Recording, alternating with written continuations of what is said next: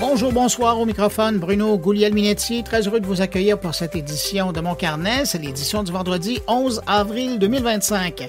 J'espère que vous allez bien, que vous avez passé une bonne semaine. Dans cette édition, on revient sur la cyberconférence organisée par CyberEcho cette semaine à Montréal, que j'ai eu le plaisir d'animer. Et je vous ramène de cette rencontre 2 entrevues. D'abord avec Pascal Fortin, le directeur général de CyberEcho, pour faire le point sur l'industrie de la cybersécurité au Québec. Et puis ensuite, une discussion avec Franz Regul, qui était directeur de la cybersécurité lors des Jeux olympiques de Paris.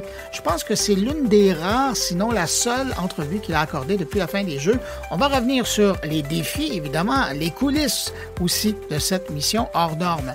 Aussi au programme cette semaine, une entrevue avec le journaliste Martin Patriquin du site The Logic qui nous parle d'une inquiétante campagne de désinformation qui vise les électeurs canadiens. Et puis on discute d'adoption de l'intelligence artificielle par les entreprises canadiennes avec Annie Veillette de PwC. L'adoption avance, oui, mais encore, c'est une question d'avoir le bon matériel informatique pour le faire. Du côté de mes collaborateurs, Carl-Édouard Michel nous propose une rencontre avec un pionnier du jeu vidéo au Québec, Stéphane Dastou. Thierry Weber nous envoie un billet depuis Lausanne et Stéphane Ricoul s'intéresse à 4 pays qui veulent leur juste part de la valeur créée par le numérique. Et puis on terminera avec Jean-François Poulain et son invité. Avant tout ça, on va aller faire un tour du côté de Paris avec Jérôme Colombin pour parler de l'actualité numérique. Et puis, vous me permettrez, avant tout ça, de saluer 5 auditeurs de Mon Carnet. Une salutation toute particulière cette semaine à Stéphane Dubé, Denis Falardeau, Frédéric Tatou, Robert Laplante et Dany Rainville. Merci à vous 5 pour votre écoute et puis merci à vous que je n'ai pas nommé, mais qui m'accueillez présentement entre vos 2 oreilles. Je vous souhaite à tous de passer un excellent moment, une bonne écoute. Et puis, je vous retrouve tout de suite parce qu'on part en direction de Paris pour rejoindre mon collègue Jérôme Colombin.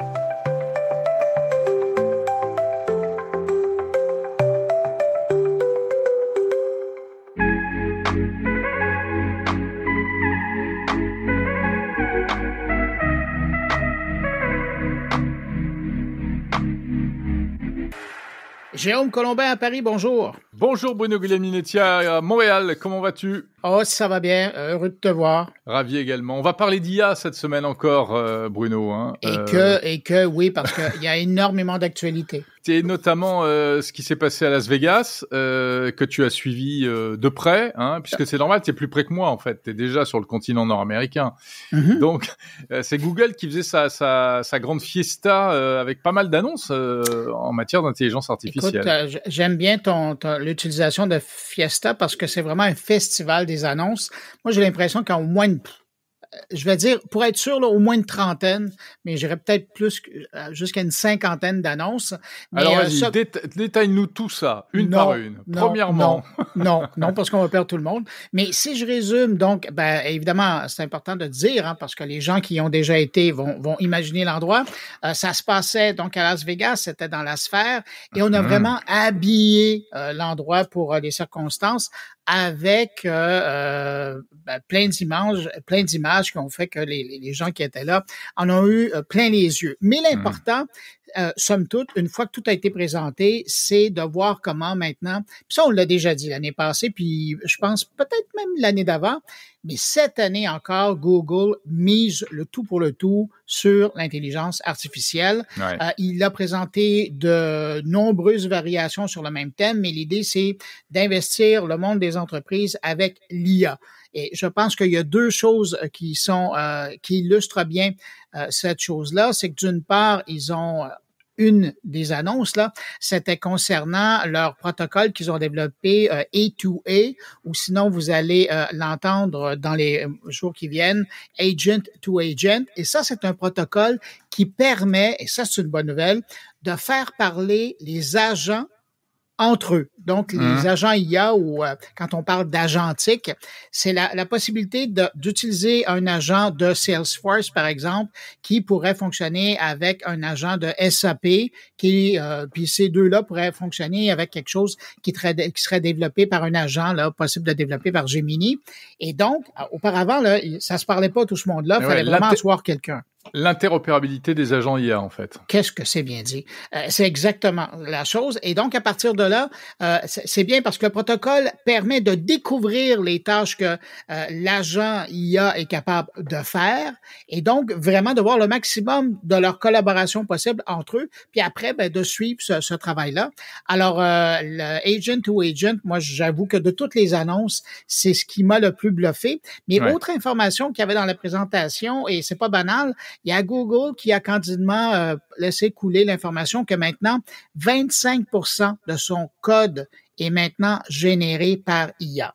Alors, si j'étais développeur, analyste ou programmeur chez Google, je dirais, quand même, petit vent d'air frais dans le dos. Ouais, mais alors ça, c'est amusant que tu ouvres ce dossier-là. J'essaie toujours de t'amuser, Jérôme. Ouais, non, mais on peut partir très loin, Bruno, avec ça. Et je pense il faut pas, il y a des erreurs à pas commettre. Je dis pas ça pour toi, hein, mais non, mais moi, j'en ai discuté un peu avec des développeurs qui me disent, mais attends, faut pas s'exciter. Évidemment qu'on utilise l'intelligence artificielle. Évidemment qu'aujourd'hui l'IA génère du code, mais le métier de développeur, c'est pas juste de pisser du code. De toute façon, il y a toujours une part de copier-coller dans le métier de développeur. Hein. Oui.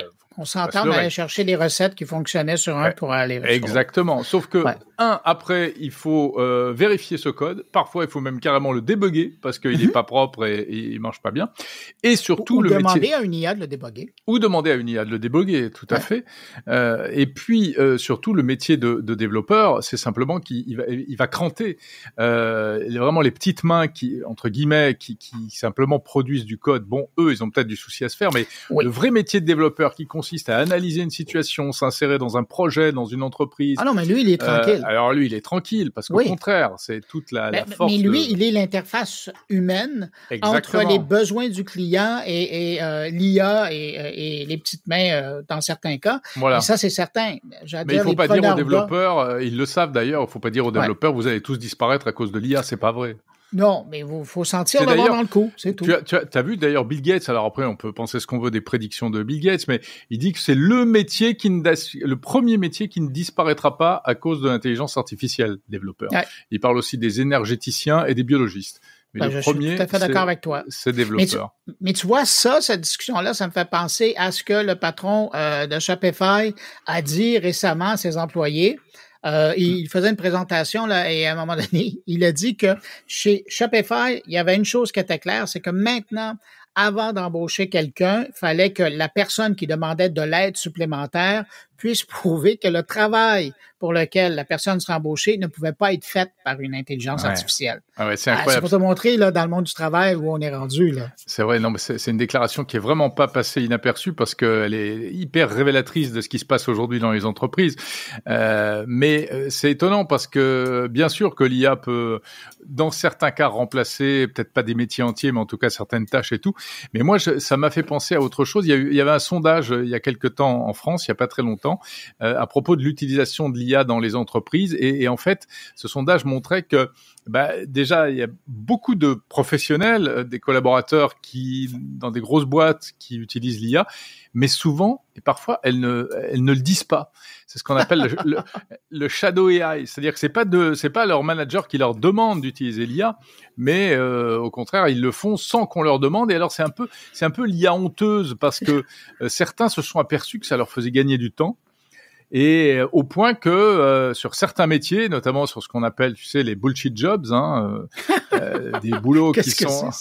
les bullshit jobs, c'est un grand truc. C'est une expression qui est assez employée en France, même si c'est un terme anglais. C'est pour dire, c'est des métiers dans des grandes entreprises. Tu veux, t'es planqué dans un coin, tu fais des trucs, on sait pas trop ce que tu fais. T'es présent aux réunions, tu fais des rapports, tu fais des trucs, mais franchement, ta productivité est proche de zéro en réalité.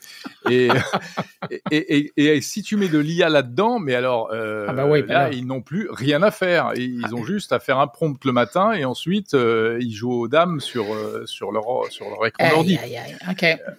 Bon, pour ces métiers-là, oui, voilà. Donc ça, c'est aussi une vraie tendance. Il n'en reste pas moins que l'IA, on peut pas s'en passer. Non. La preuve, c'est ce qui a été raconté là en Europe de ton côté avec ces méga investissements qui vont se faire pour des centres de données. Ça va servir notamment à faire gronder l'IA, ça. Oui, ça va vraiment gronder parce qu'on va devenir le continent de l'IA, mon cher Bruno. Ah, quand même. L'Europe va devenir le continent de l'IA. C'est la Commission européenne qui a dit ça. Ah, tu me rassures, c'est pas toi qui dis ça. Non, c'est pas moi. Parce que j'ai des doutes. Non, mais moi, je dis pourquoi pas. Hein, Mais donc, l'espère et je le souhaite. Là. Ah, qu'est-ce qu'ils annoncent? Eh ben, en fait, ils ont annoncé un véritable plan pour l'intelligence artificielle qui est complètement dans la continuité du sommet de l'IA, tu sais, dont on avait parlé ensemble au mois de février. Il y avait déjà des investissements massifs qui avaient été annoncés. Alors, quand on dit investissement, c'est essentiellement pour des data centers, parce que, mine de rien, c'est un peu, c'est la base, hein, c'est les usines à IA. Et là, ils vont notamment, le projet est notamment de construire 5 giga-usines à IA, qui seront équipés d'environ 100 000 GPU. Donc Nvidia, évidemment, va pouvoir sortir le carnet de commandes. Ouais. Hein, à moins qu'on ait des challengers. Et alors enfin des challengers à Nvidia, mais j'en connais pas vraiment. Donc, ce qui veut dire quand même qu'il y a encore une bonne part de cette force de frappe qui sera américaine, hein, parce que derrière tout ça s'inscrit bien sûr dans le contexte actuel de protectionnisme américain, qui oblige à un protectionnisme européen en réaction pour aller vers plus de souveraineté. Donc, l'idée, c'est arrêtons de dépendre des data centers américains, même ceux qui sont construits sur le continent européen, mais par des boîtes américaines, et créons des espèces de data centers souverains. Bon, c'est des annonces, pour l'instant, c'est de la politique, on balance des chiffres, etc. Maintenant, il faudra voir exactement par quoi ça se traduit. Mais enfin, voilà, il y a quand même un vrai plan, si tu veux, qui consiste à vouloir construire des usines d'IA un peu partout sur le territoire pour essayer de faire donc de l'Europe le continent de l'IA. Bon, on verra bien. Comme dirait l'autre français, il y a des plans, maintenant il faut voir s'ils seront réalisés. Ouais, et alors, il y a un truc qui me fait beaucoup rire, et ça va te faire rire, ça je suis sûr que tu vas adorer. Parmi les mesures qui sont envisagées, tiens-toi bien, il y a la simplification de l'AI Act. Tu sais ce que c'est que l'AI Act? Oui. C'est-à-dire que, voilà, mon cher Bruno, c'est ça l'Europe. Hein. On passe des années à accoucher d'un règlement sur l'intelligence artificielle, et quand il est là, eh bien, on va faire des trucs pour le simplifier, parce qu'en fait, on s'est aperçu qu'il était trop restrictif et qu'il freinait l'innovation et il freinait. Mais tu sais qu'il y a un haut fonctionnaire, sûrement, qui nous avait prévu écoute. Le coup. Non, mais il y a sûrement un haut fonctionnaire qui nous écoute Bien et sûr. à qui on peut lui dire utilisez ChatGPT. Pour simplifier le AI Act? Ou encore mieux, aller avec Mistral, ça fera local. Mais utilisez-le pour demander à avoir une simplification du document. Ça serait intéressant de voir qu'est-ce qu'il vous offrirait à la fin. C'est vrai, ouais. Enfin, je trouve ça fou quand même. On fait un règlement et puis après on se dit, on est super fiers de ce règlement, c'est génial, il va nous protéger. Tiens, mais en fait, il est un petit peu trop puissant, donc on va un peu le nettoyer. Bon, allez, on fera pas de commentaires, hein, on est d'accord. Non. Hey, sinon, avant de passer à ton contenu de la semaine, je veux absolument avoir ta réaction. Quelle belle nouvelle. Après 5 ans d'attente, finalement, Samsung confirme que son petit robot domestique, Bali, sera en vente cet été. Ah, mais je sais que cette info te fait frétiller. C'est une obsession chez moi. Mais bien sûr, on en parlait déjà en janvier au CES de Las Vegas où il avait été ressorti. On en parlait il y a 5 ans quand c'est sorti. Ouais, exactement.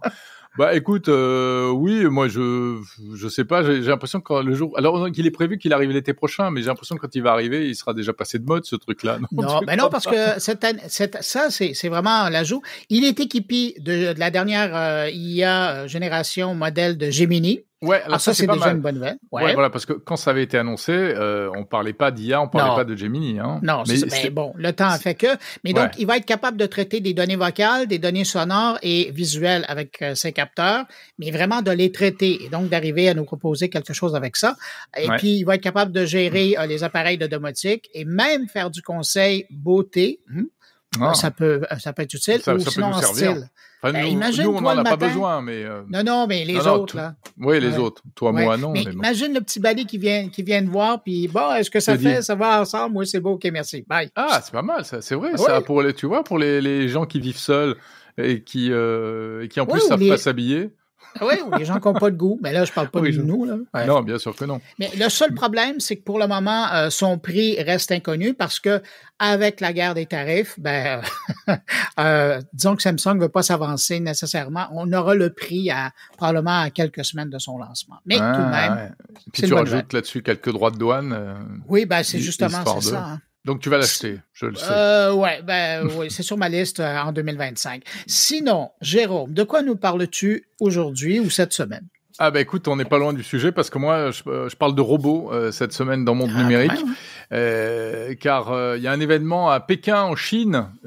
Tu es sans doute au courant. Le salon des robots? Non, il va y avoir il y a une course, un semi-marathon qui va avoir lieu. Oui. Mi-humain, mi-robot, là. Et voilà. Et pour la première fois, il y aura des robots humanoïdes au milieu des humains. Et donc, j'en parle avec ma consoeur Shan-Hui Chang, qui est journaliste chinoise sur place à Pékin et qui nous raconte tout ça. Mais Jérôme, entre nous deux, je pense que tu devrais commencer à l'appeler ta correspondante à Pékin. Oui, parce que là, elle commence à être régulière sur ton émission, là. Tout à fait. Je pense d'ailleurs que je vais ouvrir une rubrique, mais c'est pas une blague, sur le site mondenumérique.info. Je vais faire un onglet spécial en direct de Chine.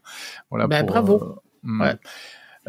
Sinon, je parle business aussi, je parle B2B. C'est une interview plutôt destinée aux entrepreneurs. On s'intéresse à la transformation numérique des entreprises avec un spécialiste, Frédéric Charles, qui est spécialisé dans la formation des cadres pour leur apprendre à moderniser des entreprises, tu vois, parfois assez anciennes, grâce au numérique pour éviter de se faire doubler par les startups. Donc, comment améliorer le site web, la chaîne d'approvisionnement, le système d'information, etc., grâce à la tech. Ce qui prouve qu'une fois de plus, Monde Numérique et Mon Carnet sont extrêmement complémentaires. Tu m'enlèves les mots de la bouche. Bruno, je te souhaite une bonne fin de podcast et une bonne semaine et je te dis à la semaine prochaine. Bonne suite à toi et tes auditeurs et puis à la semaine prochaine. Salut. Si vous désirez suivre l'actualité numérique au quotidien, vous devez vous abonner gratuitement au podcast 120 secondes de tech, animé par Bruno Guglielminetti. Dans chaque édition, un résumé de l'actualité numérique du jour en moins de 120 secondes. Pour découvrir 120 secondes de tech, visitez moncarnet.com ou visitez Apple Podcast, Spotify ou YouTube et cherchez 120 secondes de tech. De retour à Mon Carnet. Cette semaine se tenait la 5e édition de la cyberconférence organisée par CyberEco au Palais des Congrès de Montréal. C'est une grande rencontre annuelle de l'écosystème de la cybersécurité québécoise où des gens d'un peu partout sur la planète viennent partager leur savoir-faire et ça discute fort des risques actuels et imminents. Je rapporte de cette édition 2 entrevues. D'abord, je vais vous présenter celle de Pascal Fortin, le grand patron de CyberEco. On parle souvent de cybersécurité comme d'un enjeu technique, mais qui bâtit vraiment l'écosystème? Depuis 7 ans, CyberEco rassemble de grandes entreprises, des institutions et des PME pour mutualiser leurs connaissances et leurs outils.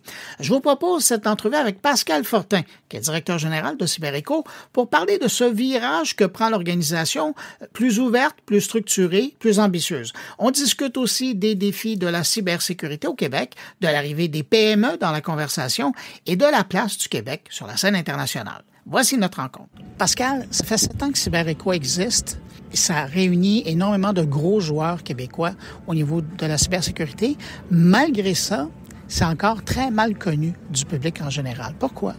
Il y a plusieurs raisons. Une des raisons, c'est que la collaboration, le co-développement qui est fait entre les membres, c'est pas toujours d'intérêt public. Alors, ce qu'on voit qui rayonne en dehors de l'organisation, ce n'est qu'un petit bout du iceberg, comme on dit. On essaie de faire rayonner ce qui a été créé par les membres, mais il y a des fois, pour des raisons commerciales ou des raisons même de propriété intellectuelle, tout ça, c'est pas partageable. Alors, plus il va y avoir des membres, plus ça va être connu nécessairement parce que les membres sont les premiers à en retirer des bénéfices. Avec la nouvelle stratégie qu'on a de mieux faire connaître les projets, les communautés de pratique et les livrables, je crois que on va assister à une autre vague de renaissance de CyberEco. 2024, je pense, qu'a été une année où on a replacé beaucoup l'organisation dans l'œil public. Le CyberEco de 2017 et celui de 2024, et donc aujourd'hui en 2025, c'est plus du tout le même. Au départ, vous étiez là pour fédérer des gens de métier, mais là, aujourd'hui, vous êtes beaucoup plus loin. Vous êtes carrément en train de donner vie à un écosystème. Oui, en 2018, quand ça a été fondé, le principe, c'était on passe de la mobilisation des connaissances à l'action collective. C'est une très bonne idée, très beau concept, mais c'est difficile à pratiquer, surtout quand on est un très petit groupe. Alors, au départ, c'était peu de membres qui devaient porter un immense fardeau.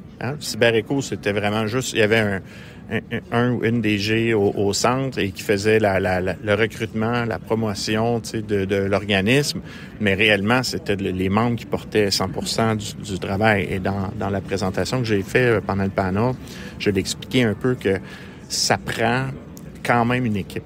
Et ce qu'il faut faire, c'est utiliser les membres pour ce qu'ils sont vraiment bons, c'est-à-dire d'aller prendre l'input de leurs spécialistes qui sont rares, qui ont une perspective unique parce qu'ils sont vraiment bien placés dans leur organisation.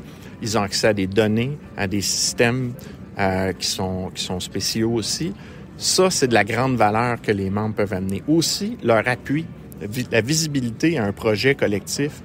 Si on veut, par exemple, donner un document ou une trousse d'outils ou quelque chose, ben le fait d'avoir des grands membres comme ça derrière, c'est des moteurs importants. Puis ça leur demande pas un sacrifice très important. Ça, je pense que c'est un ajustement au modèle qui fait que ça devient de plus en plus intéressant. Et ce qu'on remarque, puis j'allais presque dire sous votre leadership, c'est que autant on voyait des grandes entreprises, des grands noms du Québec auparavant, puis aujourd'hui, j'ai l'impression que vous faites plus de place à des PME, à des plus petits joueurs.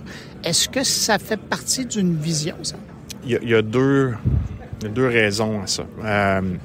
Oui, j'essaie de faire plus de place aux plus petits membres, puis c'est plus facile pour des organisations de moyenne taille, on s'entend, c'est pas des PME, là, de participer parce que justement, si j'ai des ressources pour encadrer des projets, pour gérer des projets, pour fournir des composantes comme l'animation, comme du travail de développement logiciel, la coordination, toutes ces choses-là font en sorte qu'un plus petit membre peut arriver avec juste son élément contributif distinctif et aussi pour bénéficier des retours plus facilement. Ça, c'est un des volets pourquoi on voit ça. L'autre volet, c'est la création du Carrefour. Donc, le Carrefour qui amène le support à créer une industrie viable de la cybersécurité, de la résilience, des technologies de protection des données et de protection des renseignements personnels au Québec et au Canada. Ça, c'est un effort massif. Et là, on voit de ces entreprises-là commencer à prendre leur place dans le membership aussi au fur et à mesure qu'elles se développent. On pense à Coach, entre autres, qui est un membre maintenant en pleine capacité, qui paye leur membership de catégorie B eux-mêmes.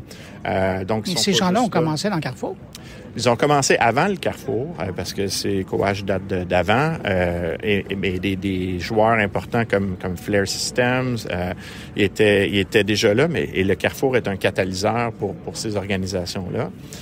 On en a d'autres aussi qui éventuellement j'aimerais qui puissent passer de ce côté-là puis devenir des membres en pleine capacité aussi avec le temps. On est rendu à plus de 42 start-up et scale-up dans le Carrefour. Ces organisations-là deviennent les citoyens piliers de demain de l'écosystème. Ils sont très importants. La semaine passée, il y avait le gouvernement du Québec qui parlait d'un passage du sous-ministre en France pour parler de cybersécurité, donc une collaboration francophone Québec-France. Ouais. Cette année, vous aviez sur votre scène le représentant d'une association qui est très proche de CyberEco, qui fait aussi, qui mutualise le savoir-faire dans le monde de la cybersécurité. Est-ce que CyberEco s'en va vers l'international? Oui et non. Je pense que c'est important de valoriser ce qu'on fait ici. On a énormément de connaissances, de capacités. La capacité du génie québécois, canadien est extraordinaire. On est des leaders, on est capable de produire avec le même calibre que Silicon Valley. Je pense que je vais enlever la modestie qu'on nous impose comme Québécois là, normalement, mais les Européens ont plus à gagner, je pense, à venir ici que nous d'aller là-bas. Mais on est disposé à partager et à être des bons joueurs à l'échelle mondiale. Il faut quand même protéger notre écosystème. Il est fragile, il est très petit et naissant. Il faut comprendre qu'il y a une différence entre mutualiser entre gouvernements des outils, des données, ça c'est fantastique, il n'y a pas de problème. Quand on rentre dans les stratégies d'ouvrir le kimono du point de vue commercial, il faut quand même comprendre que chaque joueur de chaque pays, de chaque entreprise a des intérêts commerciaux et il faut être prudent. Il faut s'assurer qu'on a la monnaie de notre pièce, comme on dit. Donc, oui, absolument, les échanges et la commercialisation à l'international sont importants. Les échanges scientifiques sont importants. CyberEcho, je vais dire, on a un rôle tempéré parce que on priorise le développement local, national, canadien dans son ensemble. Et ça, je vois pas ça changer à très court terme, mais on est très ouvert sur l'international. On peut être fort, solide, indépendant, sans être fermé. En terminant, la cybersécurité au Québec, est-ce qu'elle va bien? C'est une question difficile à répondre. C'est pour ça que je la gardais pour la fin. Oui. Nos entreprises et nos organismes publics sont toujours très vulnérables. On a des problèmes dans le processus, dans la gouvernance. On a des problèmes dans la technologie. Et je me répète comme un disque qui saute, mais la cybersécurité, c'est très analogue à la qualité. On a un déficit en technologie de l'information depuis les années 90. On a des manques de personnel. On manque de temps et de budget pour être capable de garder le niveau de qualité dans les TI toujours très élevé. Et la non-qualité est une source de vulnérabilité. Alors, avant même de parler de reprendre le dessus sur la cybersécurité, il va falloir reprendre le dessus sur la qualité en TI. Donc, je pense pas qu'on va manquer de travail puis de conséquences à gérer du côté cyber. Mais clairement, on a encore beaucoup d'investissements sur la fondation de l'écosystème en technologie qui est manquant. Puis c'est pour ça qu'on a autant de travail qui se bascule du côté cyber. Donc, je pense que on peut pas dire, je veux pas être négatif puis dire qu'on est malade parce qu'on n'est pas pire qu'ailleurs. Mais c'est des défis très importants. On le voit, il y a des entreprises qui disparaissent suite à des incidents de sécurité. Et c'est désolant. C'est désolant aussi parce qu'on répète les mêmes choses depuis 20 ans là, en général. Et les solutions sont disponibles. Les outils, même souvent, les entreprises paient pour. Quand on parle de suites cloud comme Microsoft 365, les gens paient des licences, ils ont des outils de sécurité, il y a des capacités de sécurité, ils les déploient même pas. C'est difficile de voir des gens souffrir comme ça quand il y avait même les outils dans leur boîte à outils.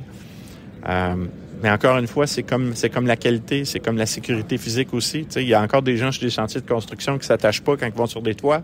Alors, tu sais, ça va peut-être prendre un peu plus de régulation.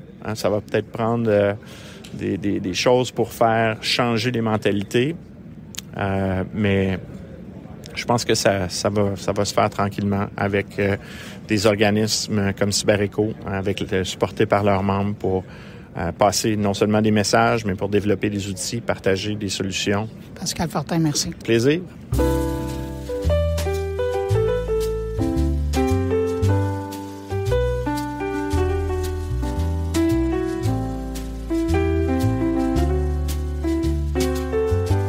Organiser les Jeux olympiques, c'est déjà un défi immense, mais assurer leur cybersécurité, c'est tout un autre niveau. Pendant plus de 4 ans, mon invité a été le directeur de la cybersécurité des Jeux de Paris 2024. Un rôle discret, mais hyper stratégique. J'ai eu la chance de le rencontrer lors de la cyberconférence de CyberEcho cette semaine et je vous ramène cet entretien que j'ai eu avec lui. Franz Regul nous parle de cette aventure hors norme. On parle ensemble de la pression, des menaces, mais surtout de ce que ça signifie de sécuriser un événement de cette ampleur à échéance fixe, sous les projecteurs et dans un contexte géopolitique tendu. Bonjour, je m'appelle Franz Régul, donc je suis directeur de la cybersécurité d'une banque qui s'appelle BPI France, mais surtout, durant les 4 années et demie avant cela, j'étais directeur de la cybersécurité du comité d'organisation des Jeux Olympiques et Paralympiques de Paris 2024. Quand un jour vous avez eu la folle idée de vous lancer dans l'aventure des jeux vidéo, 4 ans plus tard, quand vous avez fermé votre dossier, 4 ans et demi plus tard, quand vous avez fermé votre dossier, est-ce que votre perception du départ était la même que vous aviez à la fin? Non, pas du tout. Si j'avais su, il y a 4 ans et demi, la moitié des emmerdes qui m'attendaient, j'y serais jamais allé. Il faut une dose de naïveté et d'inconscience pour se lancer dans ce genre de projet. Parce que ça fait beaucoup de travail, beaucoup de challenges et surtout beaucoup d'exploration parce que c'est unique en son genre, le business des Jeux Olympiques. Il y a pas d'état de l'art et on explore et on découvre au fil de l'eau. Diriez-vous que vous avez passé 4 ans sous la pression? Pas 4 années sous la pression, mais il y a eu des moments très intenses. On tient parce que il y a une mission, il y a un projet qui est magnifique à la base, parce que aussi il y a des opportunités extraordinaires. J'ai pu recruter tous les collaborateurs de mon équipe et je me suis entouré de gens extrêmement brillants. Mais il y a eu des moments très difficile, d'autant plus qu'il faut, quand le stress monte, il faut protéger les équipes, notamment dans les derniers mois, lorsqu'on prépare les opérations, il faut s'assurer que l'équipe soit aussi sereine que possible pour finir sa préparation. Et quand il y a un pépin, autant que possible, il faut le gérer à haut niveau. Et on est quelques-uns au sein du comité directeur de la direction de la technologie à s'être partagés comme ça les perles de stress durant les derniers mois et durant la durée du projet. Vous êtes capable de nous donner, parce que vous l'avez fait ce matin en conférence, puis je trouvais ça vraiment fascinant, l'envergure de votre parc informatique ou du parc des appareils qui étaient branchés sur votre réseau lors des Jeux? Oui, tout à fait. Donc la technologie, elle sous-tend tout ce que vous pouvez expérimenter des jeux, que vous soyez sur place ou que vous les suiviez à la télé ou sur Internet, ça passe par de la technologie. On va gérer aussi bien toute l'expérience du spectateur, de la billetterie, la retransmission, les statistiques qui vous sont partagées, les résultats bien sûr, mais également tout ce que vous ne voyez pas, la logistique des épreuves elles-mêmes, les qualifications, l'acheminement, la logistique, la gestion au quotidien des délégations, des athlètes et de leur matériel. Concrètement, ça représente un peu plus de 200 applications, on parle d'environ 240 applications auxquelles on accède durant les Jeux à travers environ 12 000 postes de travail et 7 000 points d'accès réseau répartis sur une quarantaine de sites. Puis, justement, parlons-en des 40 sites. On ne parle pas d'immeubles ou d'installations qui sont tous du dernier cri, là. Vous avez dû travailler avec des endroits qui n'étaient pas du tout adaptés à la réalité des années 2025. Oui, absolument, il y a tout. Quand on parle d'une quarantaine de sites de compétition majeure, c'est sans compter en plus les sites dits de non-compétition, donc sites d'entraînement, sites logistiques, logements. Ces sites de compétition, on va retrouver d'une part des arènes flambant neuves. Il y a un certain nombre d'installations en France qui étaient dernier cri, sur lesquelles il n'y a pas grand-chose à faire, sinon se mettre en relation avec les équipes qui sont en charge. Il y a un certain nombre d'arènes qui sont beaucoup plus anciennes, des stades historiques en particulier. Et là, c'est un petit peu plus compliqué parce qu'il faut travailler avec des opérateurs, il faut les convaincre que le niveau de risque associé au jeu sort de leur ordinaire et que donc ils vont devoir eux investir et que c'est pas en plus accessoirement au comité d'organisation de financer leurs investissements. Et puis on a une dernière catégorie qui sont les sites temporaires. Il ne faut pas oublier qu'énormément de sites durant les Jeux étaient temporaires. La plupart des sites dans Paris Intramuros, mais également le château de Versailles. Et donc là, c'était relativement plus confortable puisqu'on travaillait en direct avec nos collègues pour monter pour l'occasion la totalité du site, y compris les infrastructures technologiques. Donc là, on était malgré tout sur des choses qu'on maîtrisait de bout en bout. Et le soir de la grande ouverture, mis à part les intempéries, là, j'ai en tête cette formidable idée que Samsung a eue de vous fournir 200 caméras qui étaient en bord des embarcations pour prendre des images des différentes missions qui amenaient des différentes équipes. Est-ce que ça, c'est bête, puis on parle de 200 appareils, est-ce que ça a été un souci? Ça m'a toujours fasciné de voir le réseautage ou le volet technique derrière ça. Alors, cet exemple précis, non. Ça n'a pas été une trop grande difficulté parce que ça arrivait clé en main. Mais fréquemment, tout au long du projet, on s'est retrouvé dans des situations où des opérateurs, des acteurs des jeux sont venus nous voir avec des idées qu'ils pensaient géniales sur le moment et qui avaient une empreinte technologique et surtout des risques cyber qui étaient complètement inadaptés. On a eu ce qu'on appelle des activations, c'est-à-dire des événements qui vont permettre à un partenaire de faire valoir ou à nous-mêmes de faire la promotion des jeux. On a eu des projets d'activation qui étaient vraiment très très dangereux par rapport au buzz qu'ils étaient susceptibles de générer. Et oui, on a découvert jusque dans les tout derniers jours des demandes de connectivité, de réseau, parce que sur un événement de cette ampleur, il y a toujours des choses qui ne sont pas documentées, il y a toujours des partenaires qui ont un besoin de connectivité, d'accès, de bande passante au dernier moment et souvent pour une fonction vraiment essentielle des jeux. Quand on s'embarque dans une histoire comme ça, parce que des jeux, il y en a aux 4 ans, mais la technologie évolue tellement que la réalité d'une édition à une autre, c'est plus la même. Comment on se prépare? Comment vous avez réussi à aller chercher la connaissance nécessaire pour monter cette capacité d'encadrer puis de rendre aussi possible ces jeux-là?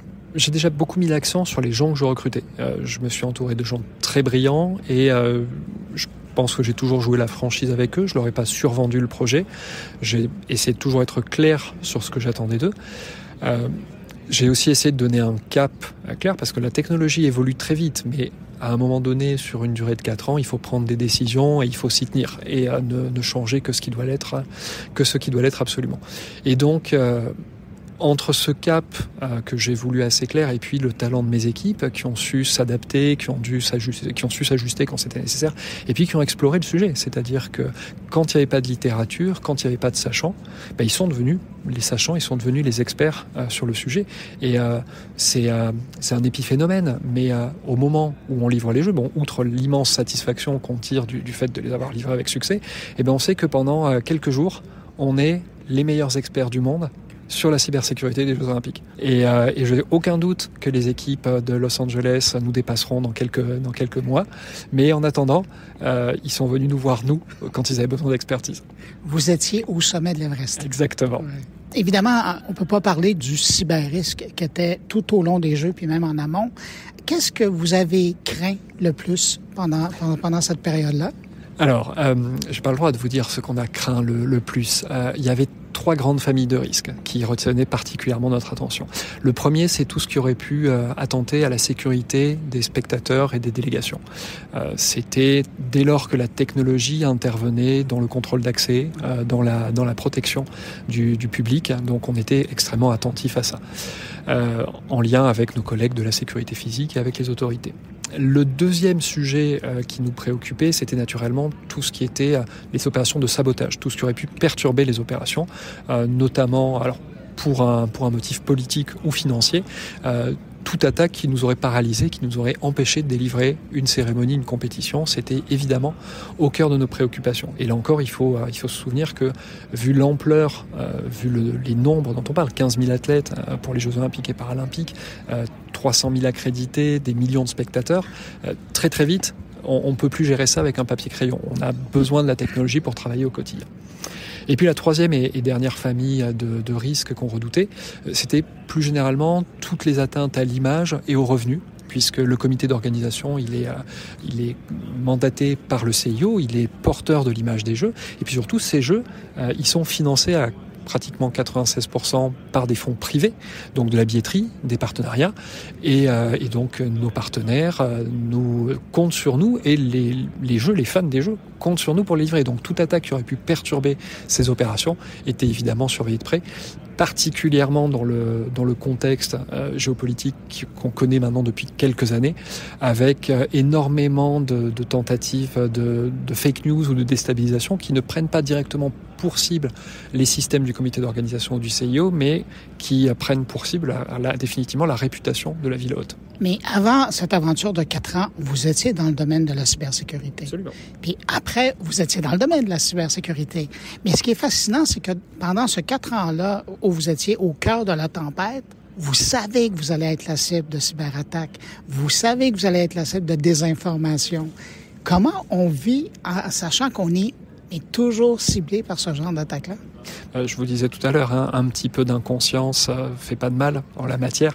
Non, il faut beaucoup d'inconscience en fait pour se dire qu'on va y arriver. Après, on a toujours travaillé avec énormément de méthodes depuis le début et j'ai pu m'entourer de gens extrêmement talentueux et de partenaires extrêmement experts dans leur domaine. Et donc, oui, on sait qu'on va être attaqué et en même temps, on sait qu'on a le privilège de travailler avec certains des meilleurs experts de la planète. Nos deux partenaires principaux, donc Eviden sur les services et Cisco sur les technologies, ont mis à disposition certains de leurs meilleurs experts mondiaux. Et rencontrer les meilleurs experts de Talos, par exemple, dans un contexte professionnel, c'est une belle leçon d'humilité. Quand on sait qu'on a ces gars-là à nos côtés, on est forcément beaucoup plus optimiste. Et puis, on a exploité tous les atouts qui étaient à notre disposition. Parce qu'évidemment, livrer les jeux, c'est un challenge énorme. Et notamment, la temporalité est extrêmement exigeante. Maintenant, on a au moins 2 avantages importants quand on organise ce type d'événement. Le premier, c'est que on part d'une feuille blanche. Alors, c'est à la fois un énorme défi et une formidable opportunité parce qu'on peut faire les choses bien du premier coup. On n'est pas obligé de se traîner une dette technologique jusqu'au bout du projet. La deuxième chose, c'est qu'on sait exactement quand on va être attaqué. Ça veut dire que on a des mois pour se préparer parce que comme les athlètes olympiques, en fait, il y a énormément de points communs entre la préparation des athlètes et la préparation de mon équipe. On peut s'entraîner. Une fois qu'on a notre stratégie, on va pouvoir s'entraîner. Et de fait, on a passé à peu près la dernière année avant les Jeux à s'entraîner au travers de campagnes de Red Team, au travers d'un système de bug bounty, d'exercices, de répétitions générales. Et on est arrivé au début de l'été avec une équipe extrêmement affûtée. Mais je vous amène, j'arrête votre comparaison avec les athlètes, là, mais je vous amène dans le monde de la cybersécurité. Vous, dans ce projet-là, vous étiez pris avec un calendrier. Il n'y a pas de « on fera ça demain » ou « on repousse d'une semaine » ou d'un mois. Vous étiez pris dans le calendrier. Ça fait de la pression supplémentaire, ça? Ah oui, c'est juste que c'est non négociable. Donc, ça veut dire que au début, c'est facile. C'est comme dans tous les grands programmes. On sait que on a 4 ans devant nous, on a 3 ans devant nous, on a 2 ans devant nous. Donc, il y a des imprévus, il y a des surprises et des difficultés inattendues et on gère avec. Et puis moi, j'ai un souvenir très précis. C'est fin du mois de juin, on est basculé en opération 24/7. C'est-à-dire que on rentre dans l'organisation qui va être la nôtre pour les Jeux. On divise l'équipe en 3 équipes qui vont se relayer 24 heures sur 24 avec des chiffres de 12 heures. C'est comme partir en sous-marin, là. C'est un peu comme partir en sous-marin, effectivement. Et là, tout d'un coup, on réalise brutalement que tout ce qui n'est pas fait à ce moment-là, ça n'est plus important. Parce que de toute façon, si ça n'a pas été fait avant, ça ne sera pas fait dans les quelques jours qui restent. Et moi, paradoxalement, j'ai trouvé beaucoup plus dur les quelques dernières semaines avant cette date fatidique, où il y avait encore la capacité à faire du travail et à régler tout un tas de petites queues de projets qui pouvaient rester. J'ai trouvé ça beaucoup plus éprouvant que les opérations olympiques elles-mêmes, où en fait on est dans une machine extrêmement huilée, avec des gens qui se sont préparés, qui se sont entraînés, avec à pouvoir se reposer. On n'est plus du tout dans une démarche d'exercice, on est dans le réel. Et comme on a bien bossé, en fait le réel il a été relativement calme. Mais est-ce que vous avez connu un moment de doute à quelque part à travers ces 4 ans? Pas qu'un peu, constamment. Moi, ce que je disais souvent à mon équipe, c'était que si jamais on se plantait, ils pourraient toujours prétexter que le RSSI avait fait un travail de cochon. Bon, voilà, moi, par définition, je pouvais pas le faire. C'est quelque chose que j'ai gardé à l'esprit. Et de temps en temps, je me suis demandé est-ce que j'ai les moyens d'y aller et est-ce que je saurais faire et est-ce qu'on va pas affronter des sommets insurmontables. Et puis, on fait de la cybersécurité. Il y a un scénario où on a super bien travaillé, où on a tout bien fait comme il fallait. Et puis là, il y a un insider, il y a une zero day qui est révélée, il y a une nouvelle vulnérabilité critique qui est découverte. Et on se fait poutrer quand même. Donc, au bout d'un moment, on est obligé de se dire est-ce que je fais le mieux que je suis capable de faire? Il y a un volet de résilience, là. Il y a absolument un volet de résilience. Il y a aussi le fait que, comme je le disais, toute la dernière année, on s'est testé. Alors, la première fois qu'on s'est testé, j'étais pas fier. Les dernières fois, les premières fois, je pleurais des larmes de sang. Les dernières fois, je pleurais des larmes de bonheur. Parce que les dernières campagnes de tests en mai-juin, c'était les Red Teamers qui pleuraient des larmes de sang. J'ai en tête qu'à un moment donné, ils ont lancé une campagne de spear phishing contre une dizaine de nos collaborateurs. personne n'a cliqué et dans un délai de 2 minutes, on a eu 4 signalements sur 10 mails. Et moi, j'étais arrivé 4 ans et demi auparavant. Quand je suis arrivé, il n'y avait pas d'adresse mail pour signaler le phishing. Il n'y avait aucun process, rien. Donc oui, c'est des moments aussi où on se dit, on a peut-être bien bossé. Je ne sais pas si on va réussir les jeux, mais au moins on a réussi ça. Qu'est-ce que vous retirez de cette aventure-là? C'est beaucoup de choses. C'est une formidable aventure collective. Là encore, ça ressemble beaucoup à l'expérience que peuvent en vivre, je pense, les athlètes. C'est que on a formé une équipe, on a réfléchi ensemble à comment on voulait travailler, on a construit ensemble les clés de notre succès et on a livré ensemble les jeux. Et ça ressemble à aucun autre job. Quand on est en 24/7 avec ses équipiers, quand on sait que on peut leur faire entière confiance. Il faut comprendre que les opérations 24/7, ça veut dire qu'on est dans un mode de fonctionnement de crise en permanence. Et donc là, il ne s'agit pas du tout de vivre dans le bureau, c'est juste pas possible, ça va durer 4 semaines. Il s'agit de savoir qu'on s'est entouré de gens suffisamment compétents, qu'on les a suffisamment bien entraînés et préparés pour qu'à 19h, on puisse leur laisser les clés et aller se reposer parce qu'ils sauront gérer la crise. Donc c'est l'une des choses que je retiens. C'est une aventure humaine qui est absolument formidable. En tant que professionnel, j'ai beaucoup appris sur ce qu'est la cybersécurité, sur la distinction entre la conformité qu'on nous demande parfois dans certains secteurs très régulés et la réalité de la cybersécurité, la place de l'humain, le fait que d'avoir les bonnes personnes bien préparées, connaissant ce qui est attendu est beaucoup plus important que de savoir si on a ou pas la toute dernière technologie à la mode. Et puis, je trouve que c'est intéressant de voir que, alors que sur ce type d'événement, depuis quelques années, on entend beaucoup les Cassandres. On redoute beaucoup le Big One, la grosse attaque. Et de fait, le mouvement olympique a été inquiété par le passé. Là, ça s'est formidablement bien passé. Ça s'est formidablement bien passé parce que on a fait notre travail, mais parce qu'on a mobilisé autour de nous tout un écosystème et qu'on a été solidaires les uns avec les autres. On a mis en place non seulement on a sensibilisé les grands acteurs de l'écosystème autour des jeux, mais on leur a mis à disposition, on a construit avec eux des outils pour coopérer, pour échanger du renseignement, pour collaborer dans le cas où on rencontrerait des incidents. Et ça a payé. Et ça nous rappelle qu'en fait, ouais, le combat est asymétrique entre les attaquants et les défenseur, mais on a aussi, quand on sait les utiliser, de très bons outils dans notre arsenal. Ça doit être quelque chose d'essayer de revenir à la vie normale après. C'est différent. Non, moi, j'ai toujours considéré l'expérience olympique comme une parenthèse enchantée. C'est une formidable aventure. C'est un défi, alors, très exposé, mais c'est aussi techniquement, authentiquement passionnant. On a l'occasion de vivre l'intégralité du cycle de vie d'une organisation. Combien de fois on a l'occasion de faire ça? À part à créer une entreprise, mais moi, j'ai aussi fermé une entreprise. On a fait le décommissionnement du comité. Donc, c'est évidemment une expérience extraordinaire. C'est aussi une expérience où on est au service d'une mission. On n'est pas dans une organisation traditionnelle au sens où on ne manage pas dans l'idée de préparer le coup d'après, où est-ce que mes collaborateurs seront dans 2, dans 5 ans, qui est mon numéro 2 naturel, qui est-ce que je vais promouvoir. Non, là, on construit une équipe, on prend les talents, on essaie de les mettre au meilleur endroit et d'en tirer le meilleur parti. Et on n'a pas ces enjeux-là, donc c'est génial. Ça m'a appris beaucoup de choses sur mon métier, sur moi. Je suis pas mécontent aussi de revenir à la réalité parce que c'est par certains aspects moins sexy, mais ce sont d'autres défis extrêmement intéressants également. Et encore une fois, j'ai beaucoup appris. Et tout ce que j'ai connu au jeu n'est pas transposable dans d'autres secteurs d'activité, mais beaucoup de choses que j'ai appris vont me servir, ont déjà commencé à me servir depuis. Et sans le savoir, ça fait autant de clients de votre banque qui sont bien sécurisés. Je l'espère. Merci beaucoup. Je vous en prie.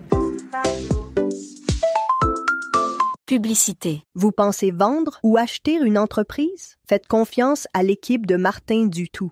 Avec plus de 20 ans d'expérience et 200 transactions à leur actif, ce sont de vrais experts. Leur secret? Un outil d'évaluation unique, basé sur des analyses rigoureuses du marché. Prenez une décision éclairée en toute confiance. Consultation gratuite en cliquant sur le lien dans la description et recevez 250 $ de rabais en mentionnant le podcast Mon Carnet.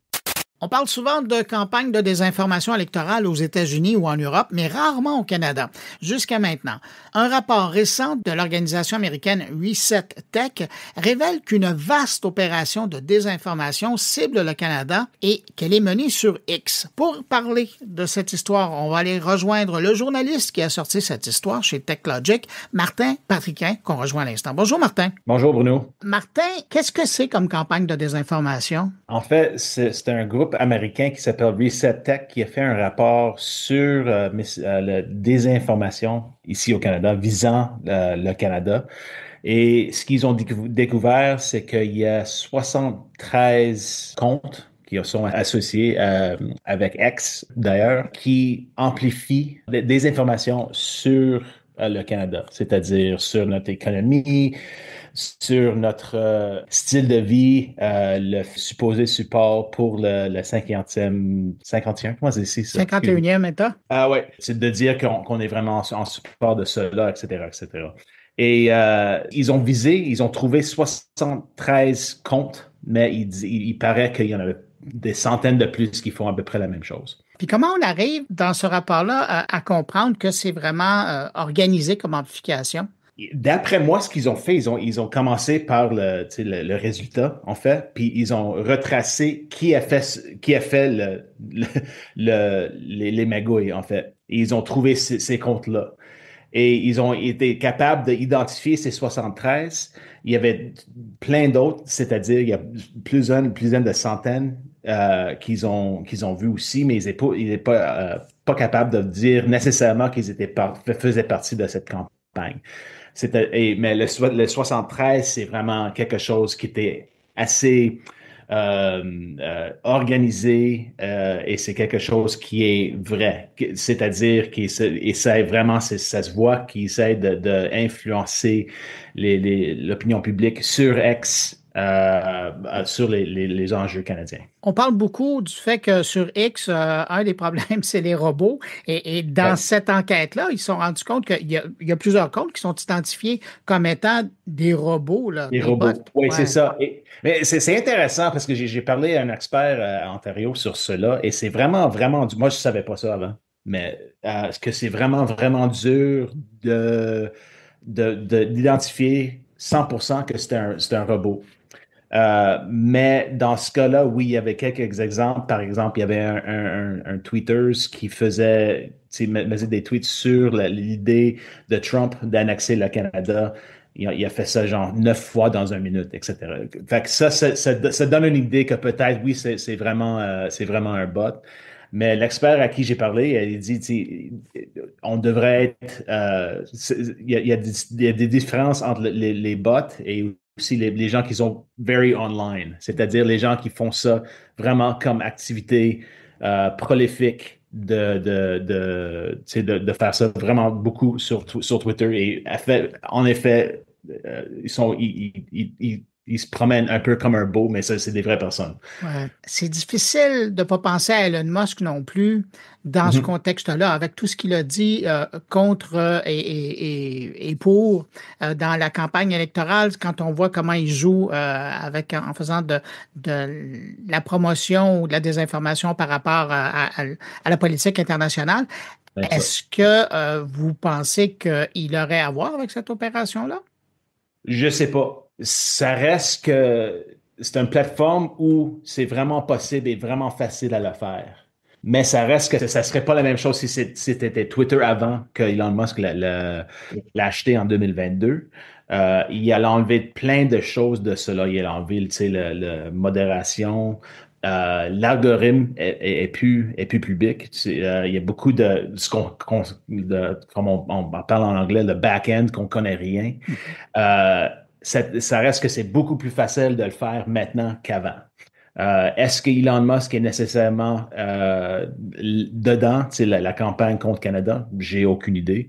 Mais ça reste que le Twitter, ça marche vraiment bien pour des campagnes comme ça. Ouais. Puis dans le rapport, puis dans votre article, on revient sur le fait qu'il y a des médias comme RT, Canada Free Press, ben là, on parle plus nécessairement de médias comme des agents de propagande, là, mais Canada Free Press ou Post Millennial, qui sont mentionnés, qui sont identifiés. Est-ce que on parle dans une campagne orchestrée comme ça, est-ce que c'est de la complicité ou ils font du recyclage opportuniste de ce contenu-là parce que ça fait leur affaire? Je pense que c'est un point de marché pour les deux de le faire. C'est Post Millennial, par exemple, ou Canada Free Press écrit des choses qui iraient bien dans ces types de campagnes. Allez, les campagnes les reprend. Fait que c'est un peu un porte-tournant, disons.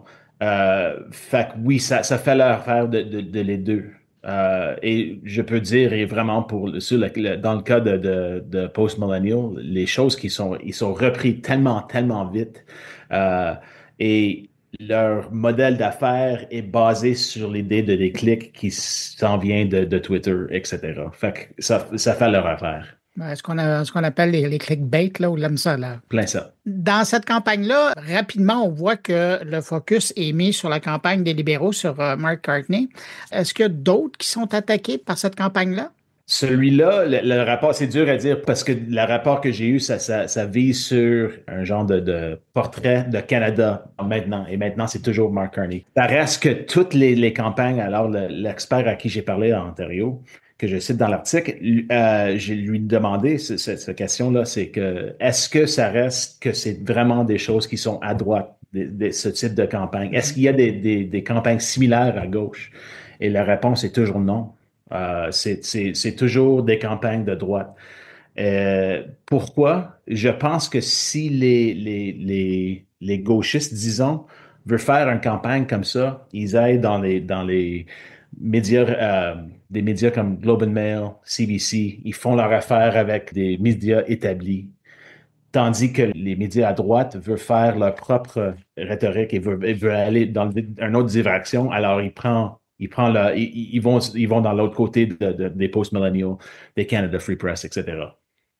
Dans le passé, puis pas tellement lointain, là, on a parlé beaucoup de ces opérations de désinformation en Europe, aux États-Unis. On en a plus ou moins parlé au Canada, mais est-ce que ça veut dire que le Canada, avec ce type de campagne-là, entre et rejoint le groupe malheureux des pays qui sont... On est assez grand. Oui, c'est ça. Je dirais oui. Écoute, chaque élection, n'importe où maintenant, il y a des enjeux importants, n'importe où, juste à cause de ce qui se passe aux États-Unis. Et le Canada, on est collé aux États-Unis. On est nécessairement, ce qui arrive ici, l'influence les États-Unis et vice-versa. Alors oui, je pense que cette élection pour tout le monde, ceux à gauche et ceux à droite, c'est vraiment, vraiment important en termes d'enjeux. En terminant, Martin, est-ce que quelqu'un d'Élections Canada a réagi à votre article? Non, mais c'est intéressant de vous demander. Je suis en train de voir s'il y a quoi que ce soit de ce qu'ils pensent d'Élections Canada. C'est une question qui n'a toujours pas été répondue et j'aimerais bien savoir. Donc, il va y avoir une suite à votre papier. Peut-être, on va voir. Mais en tout cas, merci de l'avoir écrit, c'est fort intéressant. Martin Patriquin, je rappelle qu'on peut vous lire dans DoorLogic et oui. Il y a un lien à partir de mon carnet pour aller lire votre article qui est vraiment bon, vraiment intéressant. Merci d'avoir accepté l'invitation de mon carnet. Merci bien, Bruno.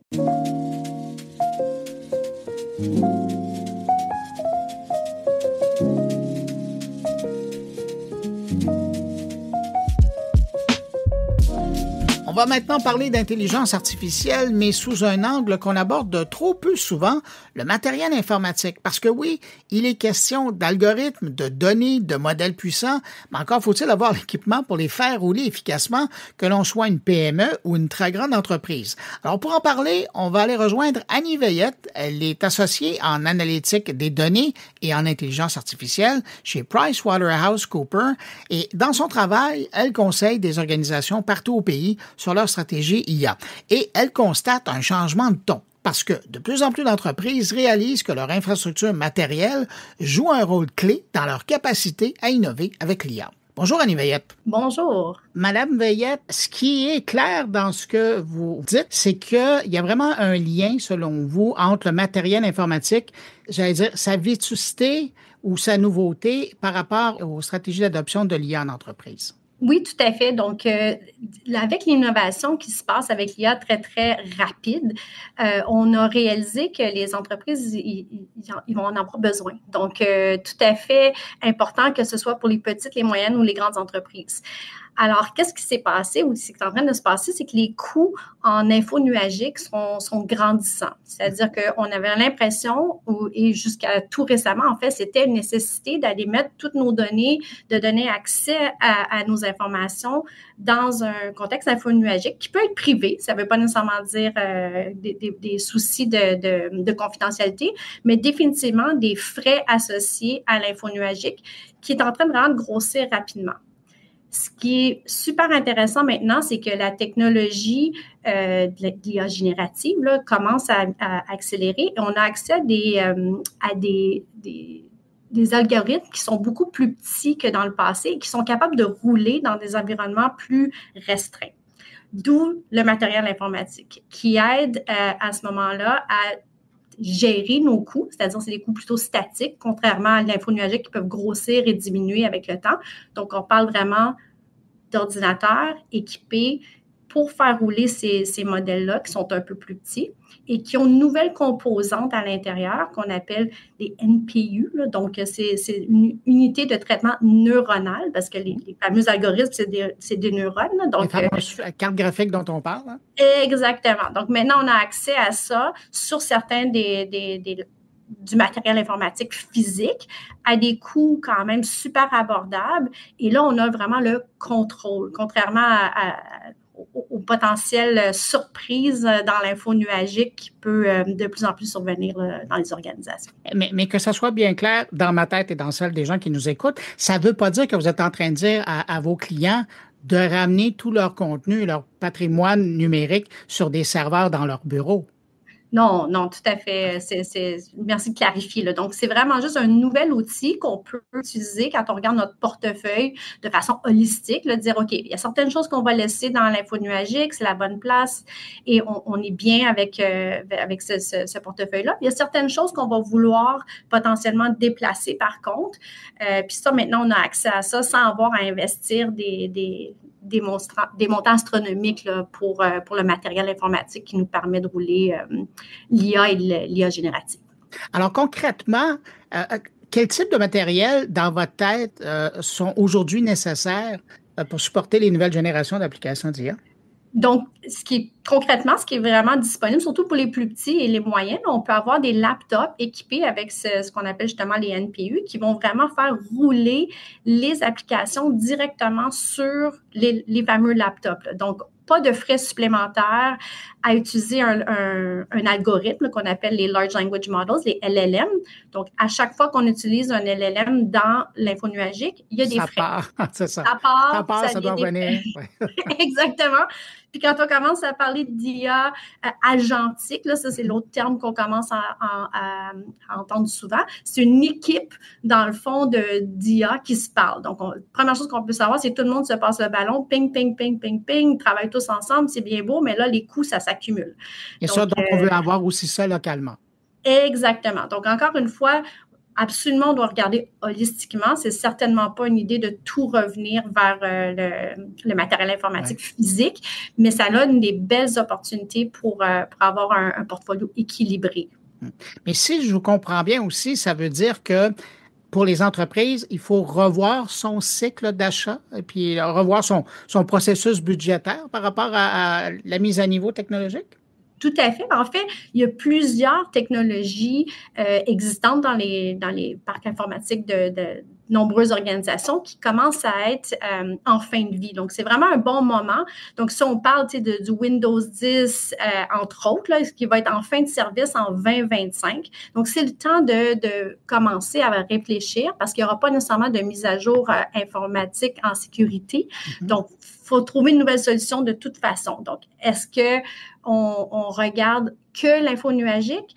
Là, 6 mois, 1 an, j'aurais peut-être dit oui, honnêtement, c'est la meilleure chose à faire. On y va vers l'info nuagique. Là, je dis, on regarde peut-être un portefeuille plus équilibré. On regarde qu'est-ce qu'on veut mettre dans le matériel, puis ce qu'on veut continuer avec l'info nuagique. Mais est-ce que vous iriez jusqu'à dire qu'il y a presque un lien entre le manque d'investissement dans le matériel et que ça pourrait limiter les bénéfices potentiels de l'IA dans les organisations? C'est certain que on doit investir dans la technologie, que ce soit dans le matériel ou dans l'info nuagique. Ceux qui ont pris du retard, c'est le temps de s'y mettre, là, comme on dit. Donc, il y a plusieurs, en fait, recherches qui ont démontré que on pensait 5 à 10 ans, les compagnies qui n'avaient pas investi dans l'IA et dans l'intégration de l'intelligence artificielle dans leur façon de faire sont à risque, en fait, financièrement, là, en tant qu'organisation. On n'est pas certain qu'ils vont survivre, mais je dirais que ça accélère énormément. Que ce soit l'accessibilité maintenant du fameux matériel informatique, l'accessibilité à des nouvelles technologies pour donner l'essence là, à l'intelligence artificielle, donc le data, la donnée qui est l'essence pour que tout ça fonctionne de façon à générer de la valeur. Tout accélère. Ce que je pensais qui arrivait dans 2 ans arrive dans 2 semaines. Donc, oui, il faut investir sur les bonnes choses. Il faut garder, je pense, un regard intéressé, au moins sur qu'est-ce qui est disponible, parce que ça change rapidement. Donc, il ne faut pas attendre que tout soit fini, que tout soit réglé pour avancer. Je pense qu'il faut avancer immédiatement, mais de garder le regard curieux, le regard intéressé, puis de faire des décisions qui vont, je dirais, être changeables et qui vont pouvoir évoluer dans les années à venir, parce qu'on n'est pas à la dernière version, là, par contre, de ce qui est disponible. Oui, c'est ça. Et au début de votre réponse, vous parliez de ceux qui pourraient prendre du retard. Est-ce que c'est ceux-là, est-ce qu'on les retrouve dans des secteurs d'activité en particulier? Quand vous regardez le paysage? Oui, il y a eu certaines industries, je dirais, qui ont pris un certain retard, que ce soit dans le manufacturier, ils vont avoir investi potentiellement sur leur supply chain, les opérations, mais pas nécessairement sur leur processus qu'on appelle le back-office. Il y en a qui sont rendus à 4 ou 5.0, là, ouais. Exactement. Là. Donc, je pense que tout ce qui est plutôt justement manufacturier, tout ce qui est production d'électricité, que ce soit bien sûr au Québec, mais même ailleurs au Canada, il y a eu quand même un certain retard. Mais avec ce qui est disponible aujourd'hui, ce qu'on est en train de voir, c'est qu'ils sont en train vraiment d'accélérer, de se rattraper et même dépasser les industries qui sont reconnues pour être un peu plus en avance que ce qu'on pense aux banques. Dans le monde financier, d'habitude, sont un petit peu plus en avant, mais sont en train de se faire dépasser par certaines organisations qui sont moins complexes, donc un peu plus rapides, donc qui embarquent avec ces nouvelles technologies-là et qui dépassent les grosses institutions comme les banques qui ont investi à travers les années, mais qui sont quand même bien pris avec des données éparpillées, des systèmes super complexes, un patrimoine très, très complexe. Est-ce que, quand vous regardez ce dossier-là, c'est-à-dire du matériel informatique et de l'IA, est-ce que vous voyez aussi des risques au niveau de la cybersécurité? C'est certain que, en fait, pour moi, c'est un outil pour gérer ce risque-là. Donc, il y a des risques, il y en a toujours. Avec la technologie qui évolue, on sait d'ailleurs que l'IA est utilisée pour le bien, peut être utilisée pour le bien, mais peut être aussi utilisée pour le mal. Là. Donc, il y a des nouveaux enjeux de cybersécurité qui sont continuellement, qui font surface à toutes les semaines. Donc, encore une fois, pour moi, la gestion du risque de cybersécurité, c'est une combinaison de comment est-ce qu'on sécurise nos environnements infonuagiques.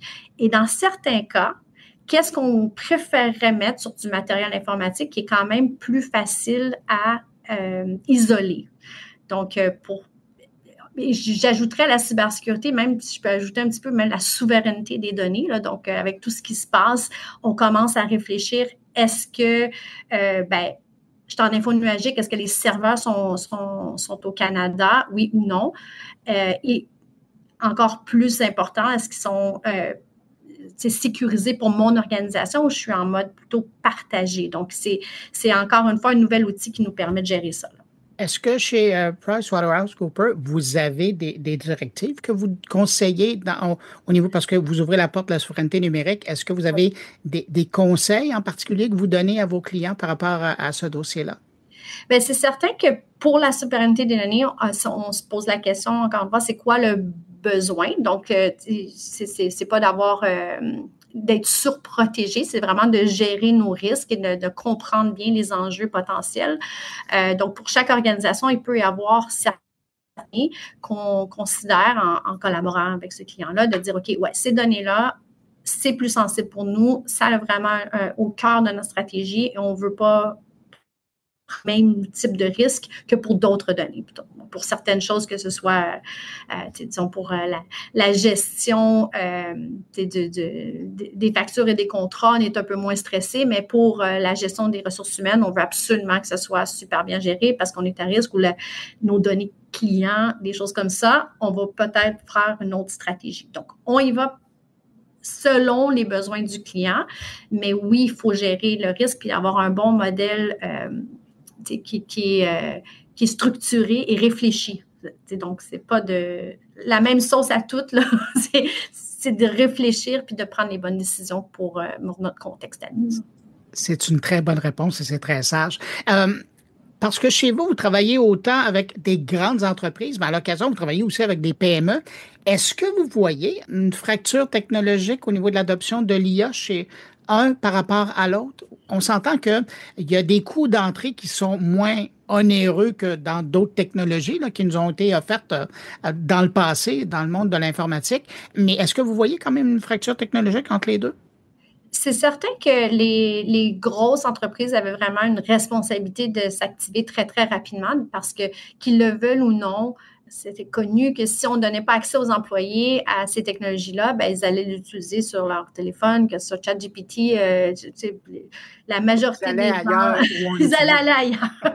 Donc, ça a été reconnu rapidement. Donc, on s'est activé très, très rapidement sur, que ce soit chez nous ou avec nos clients, là, les gros se sont activés. Les plus petits ont pris un peu plus de temps à s'activer, mais comme vous l'avez dit, parce que c'est très disponible et accessible côté coût, je vois énormément maintenant de petits qui ont vraiment embarqué, que ce soit avec les Microsoft Copilot de ce monde qui sont plus génériques, si on veut, puis qui vont quand même aller chercher des belles efficacités, puis commencer à travailler à travailler le muscle, si on veut, là, de comment je peux travailler différemment, jusqu'à certains cas d'usage plus spécifiques. Donc, je pense à certains de mes clients où ils ont décidé pour eux, ou c'est des entreprises qui faisaient beaucoup de placements, donc toute la révision de CV, l'analyse de candidats, des choses comme ça, ils sont allés utiliser l'IA de façon quand même assez importante pour eux dans cette partie-là de leur entreprise. Donc, un certain délai, mais on est en train de rattraper, puis on réfléchit justement aux prochaines étapes pour que ce soit d'autant plus transformateur. Alors, en terminant et profitant de votre présence dans mon carnet, je vais vous poser une question qu'il y a bien des entrepreneurs qui nous écoutent, qui doivent se poser en vous écoutant. Comment les entreprises peuvent mieux planifier l'évolution conjointe de leur infrastructure matérielle et leur projet IA? Donc, excellente question. Donc, il faut vraiment avoir, encore une fois, une certaine stratégie, une certaine vision en tête. Donc, il faut garder de l'espace pour itérer, évoluer, mais il faut se donner une vision, il faut se donner un budget, il faut avoir un appétit pour ce parcours-là là, qui va nous amener dans les prochaines années à changer continuellement. Je parlais de rester intéressé, donc de s'informer, un peu comme ceux qui écoutent aujourd'hui, d'aller voir justement dans le matériel informatique les appareils qui sont disponibles. Vous allez voir qu'il y en a beaucoup pour, on parle de 1 000, 1 500 $ pour un laptop. Là, ce n'est pas des investissements majeurs. D'en acheter, de l'intégrer, de tester et de continuer à avoir une flexibilité. Donc, c'est vraiment, moi, dans l'évolution, d'en avoir la vision puis de ne pas se menotter pour 10 ans dans une situation parce que c'est certain que ça va continuer d'évoluer. Annie Veillette, vous êtes associée analytique des données et de l'IA au cabinet PricewaterhouseCoopers Canada. Merci beaucoup d'avoir pris de votre temps pour répondre à mes questions et je pense que vous allez faire réfléchir bien les gens qui nous écoutent. Merci. Merci à vous.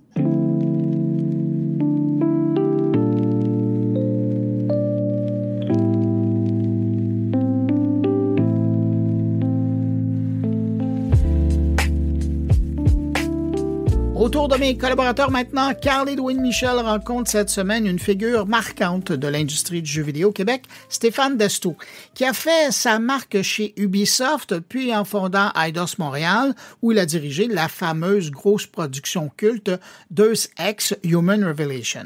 Aujourd'hui, il est de retour dans l'arène avec un nouveau chapitre professionnel chez Krafton Montréal, un studio en pleine création qui travaille sur un projet ambitieux inspiré d'un grand roman coréen.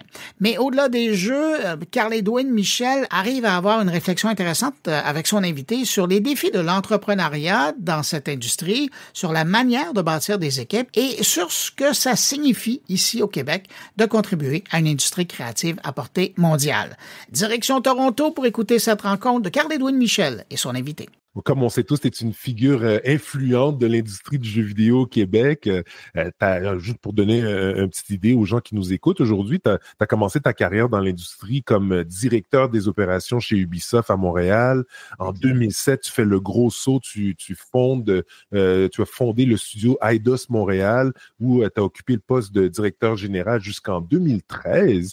Puis, sous ta direction, le studio a sorti 2 jeux. Deus Ex Human Revolution, tu as eu Thief. J'aimerais ça que tu nous parles un peu de cette période, l'impact que ça a eu aussi sur ton parcours, parce que c'était une période quand même assez importante dans l'industrie du jeu vidéo, en général d'ailleurs au Québec à cette époque-là. Absolument. Alors, pour remettre le contexte, avant de me joindre, de plonger dans le merveilleux monde, l'univers du jeu vidéo, j'étais en aéronautique, chez Bombardier et chez CAE. Puis j'aime le mentionner, CAE, parce que en fait, ils font des simulateurs de plein vol et c'est comme la simulation, mais pour l'entraînement de pilote. C'est comme un gros jeu vidéo hyper réaliste, mais pour des fins, évidemment, de formation et de sécurité. Donc, j'ai eu l'occasion, par un chasseur de tête qui m'a contacté, out of the blue, comme on dit.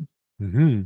Puis, j'étais intéressé à me joindre dans l'industrie du jeu vidéo. Puis, pour se mettre en contexte, en 2003, c'est absolument pas la reconnaissance, surtout à Montréal, parce qu'il y avait peu d'activités. Oui, Ubisoft avait ouvert en 97. Oui, il y avait Behavior ou A2M à ce moment-là, mais c'était vraiment une industrie naissante. Très jeune, oui, exactement. Et moi, je venais d'un milieu très reconnu, sérieux, en disant, la sécurité d'emploi, où il y aura toujours des mais tu sais, le entertainment des jeux vidéo, est-ce qu'il y a vraiment beaucoup de mordant? Est-ce que c'est vraiment quelque chose qui peut persister? Puis, écoute, moi, j'ai 3 enfants, puis évidemment, ils jouaient à des jeux à ce moment-là.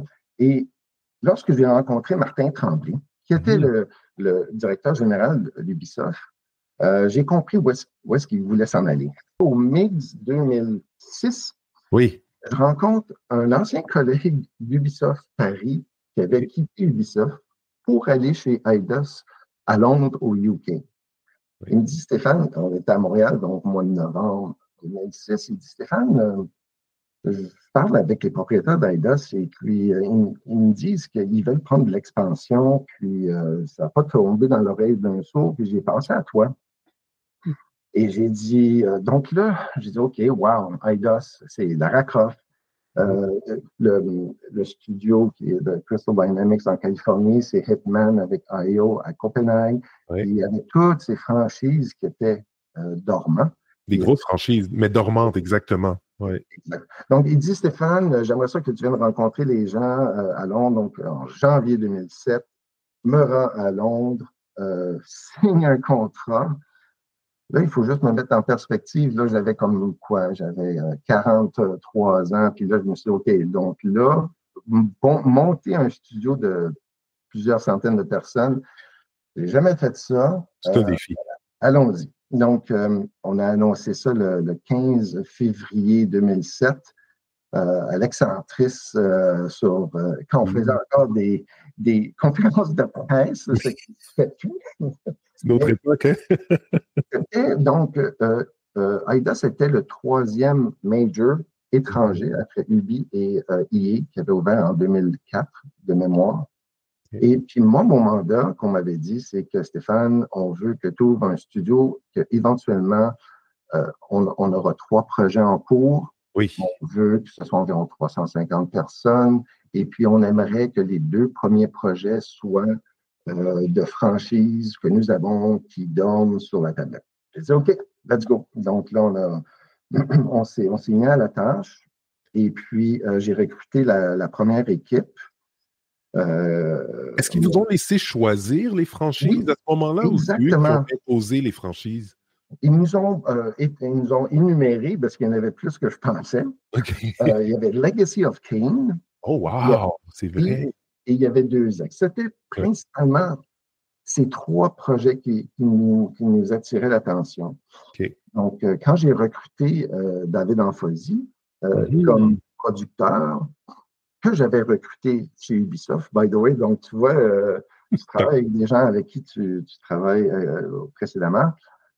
J'ai laissé à l'équipe, en participant évidemment à la discussion, quel serait le choix. Puis, l'équipe a décidé, non, on veut faire 2 axes. Puis, on a été critiqué par certains collègues à l'interne et à l'externe. Mais vous êtes fous. Vous démarrez un studio, vous avez pas de local, vous n'avez pratiquement pas de staff, vous n'avez pas d'histoire, de script, vous n'avez pas d'engin, puis vous vous lancez en faisant 2 axes. Mais l'équipe était dévouée, était déterminée, était convaincue qu'ils allaient y arriver. Stéphane, j'aimerais ça qu'on parle maintenant de Krafton. Parce que c'est ta nouvelle maison.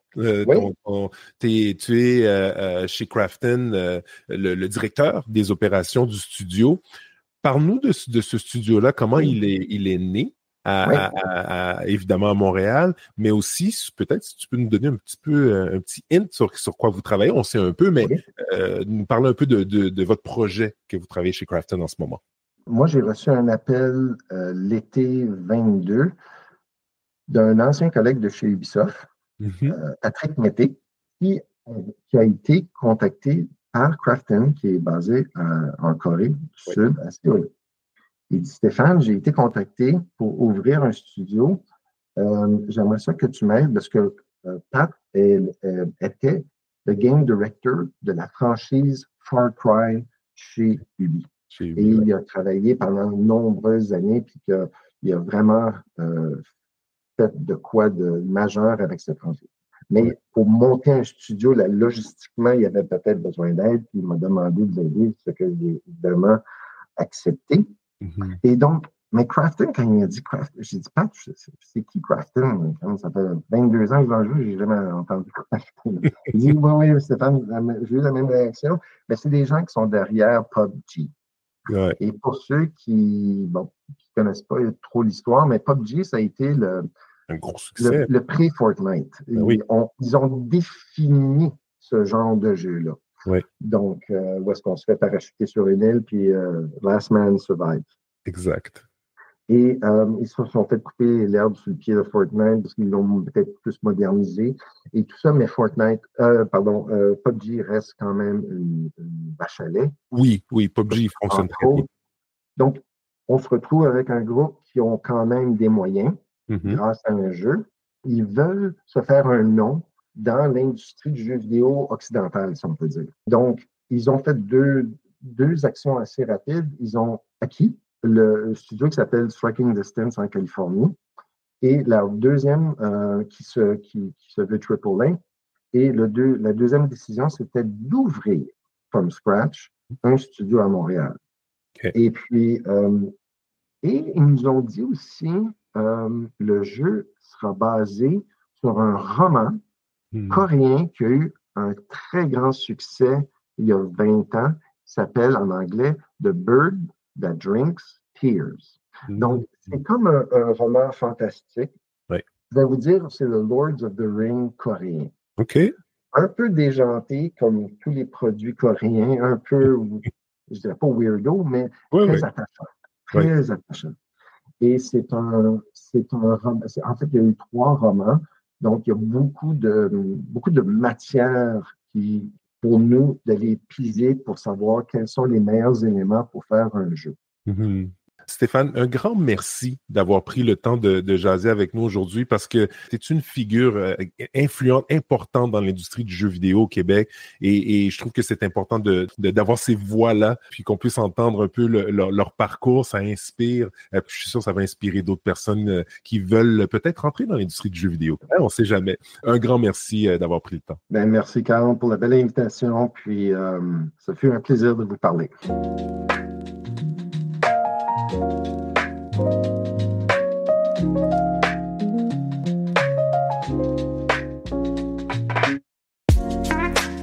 Thierry Weber nous amène cette semaine dans sa Suisse romande où le podcast commence enfin à trouver sa scène. Le 3 avril dernier, à Lausanne, se tenait la toute première édition du Meilleur du podcast, un événement pour célébrer un média encore discret, mais en pleine croissance. Et devinez quoi? Mon carnet y était, à distance, évidemment par Thierry Weber, mais aussi moi j'y étais. J'ai eu le plaisir d'y participer via vidéoconférence pour partager mon regard sur la diffusion, les formats et l'importance de penser stratégiquement, mais oui, même avec les podcasts. J'arrête de parler et je cède la place à Thierry. Allez hop, direction la Suisse. Bonjour Bruno, bonjour les auditeurs de Mon Carnet. Et si le podcast avait enfin son festival en Suisse romande? Cette semaine, je vous emmène à Lausanne où s'est tenue le 3 avril dernier la toute première édition du Meilleur du podcast, un événement que j'ai eu le plaisir de co-organiser avec Victoria Marchand, avec l'envie de valoriser ce média encore trop discret dans notre paysage médiatique local. Et vous savez quoi? Le public était au rendez-vous, tout comme la passion et la pertinence des échanges, notamment lors d'un moment fort. Et je vais vous raconter tout ça. Il faut dire que les chiffres parlent d'eux-mêmes. Selon une étude récente, 22% des Suisses écoutent des podcasts de manière occasionnelle, un chiffre en croissance constante. Et pourtant, le podcast reste encore perçu comme un média de niche, surtout pour les annonceurs qui peinent à se retrouver dans les métriques floues et fragmentées des plateformes. C'est pour apporter de la clarté du lien et une forme de reconnaissance que nous avons lancé cette première édition du Meilleur du podcast dans le cadre convivial de la Dacha à Lausanne. Au programme, une après-midi de table ronde sur l'état du podcast en Suisse, ses enjeux de production, de diffusion, de monétisation et en point d'orgue, la remise de prix dans 5 catégories.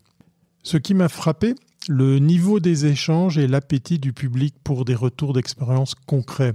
Preuve en est l'intervention en direct depuis Montréal de Bruno Guglielminetti. Et oui, toi-même, cher Bruno, il a été un des temps forts de cet événement. Ton regard de podcasteur aguerri, ton approche stratégique de la diffusion et tes conseils très concrets, notamment sur l'usage de TikTok pour capter une audience jeune, ont captivé une salle avide de bonnes pratiques. C'était passionné, instructif et parfaitement dans le ton de la journée. Côté palmarès, voici les lauréats. Dans la catégorie News, garder une tendance d'avance sur les marchés produits par Swissquote, notre néobanque nationale. Catégorie True Crime, Crime Suisse de la RTS. Catégorie Business, Coach, ton budget et business de Janice Kerschbaumer. Catégorie culture, parlez-moi d'humour, mais pas que, signé Yumigo. Et catégorie lifestyle, au-delà des mots, MAUX, produit par le réseau hospitalier neuchâtelois. Chaque projet récompensé démontre qu'on peut même en Suisse produire du contenu de qualité, original, ciblé et pertinent. Et ce, que l'on soit une entreprise, un média ou une institution. Les panels ont aussi souligné 2 tendances, la difficulté persistante à monétiser les podcasts en raison d'indicateurs d'audience peu uniformes et le rôle croissant du podcast dans la communication B2B, notamment pour des associations professionnelles ou des institutions. Et chez nous donc, ce premier rendez-vous lausannois montre clairement qu'il existe une scène suisse du podcast, pas encore totalement structurée certes, mais bien vivante et en pleine effervescence. Des créateurs indépendants, des radios traditionnelles qui explorent le format natif, des communicants en quête de nouvelles formes narratives, tous étaient là à la Dacha pour apprendre, débattre et réseauter.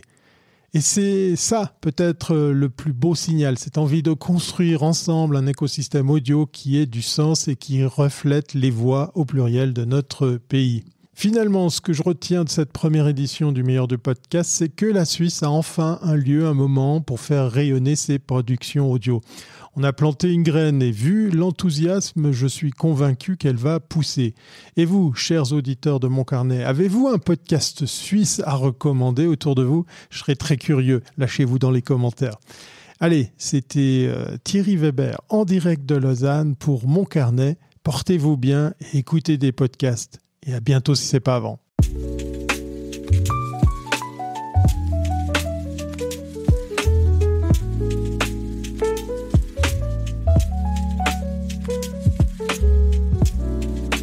Autour maintenant de Stéphane Ricoul qui revient sur une série d'actualités récentes autour de la fiscalité du numérique. Le Royaume-Uni, la France, l'Italie et le Canada, tous tentent, chacun à leur façon, de mieux encadrer les géants du web. Derrière ces décisions, une même volonté d'assurer un partage plus équitable de la richesse générée par l'économie numérique. Mais aussi, il y a des tensions, des contradictions et beaucoup de questions sur la suite. Voici la réflexion de Stéphane Ricoul.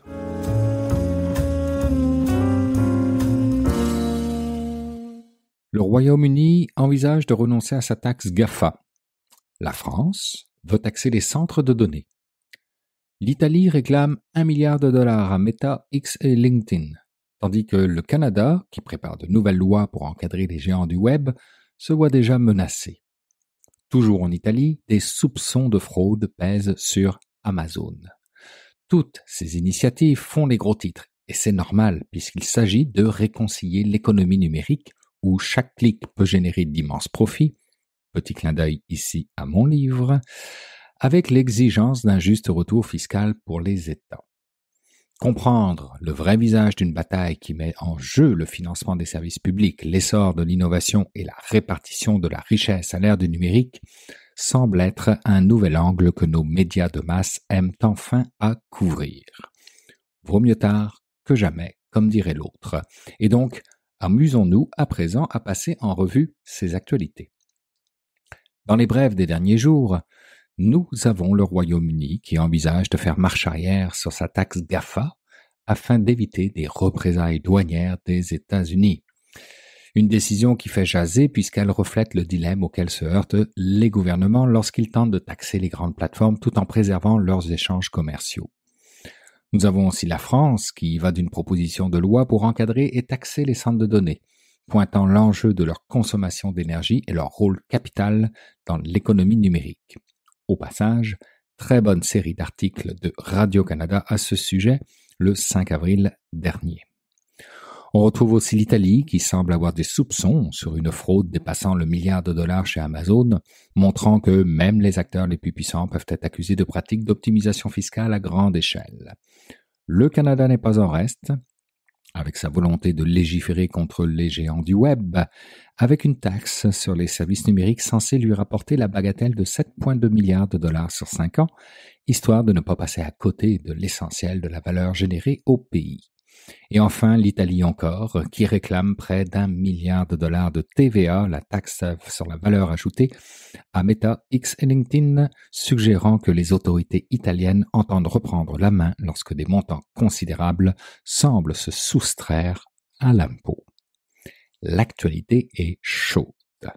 Cependant, malgré leurs approches variées, ces actualités révèlent une même préoccupation, à savoir que les géants du numérique, notamment américains, réalisent des bénéfices substantiels à travers le globe pendant que les États tentent de récupérer la part d'impôt qu'ils considèrent nécessaire au financement des services publics. Il se produit alors une course contre la montre pour adapter les lois fiscales à un monde où la donnée circule d'un serveur à l'autre sans se soucier des frontières.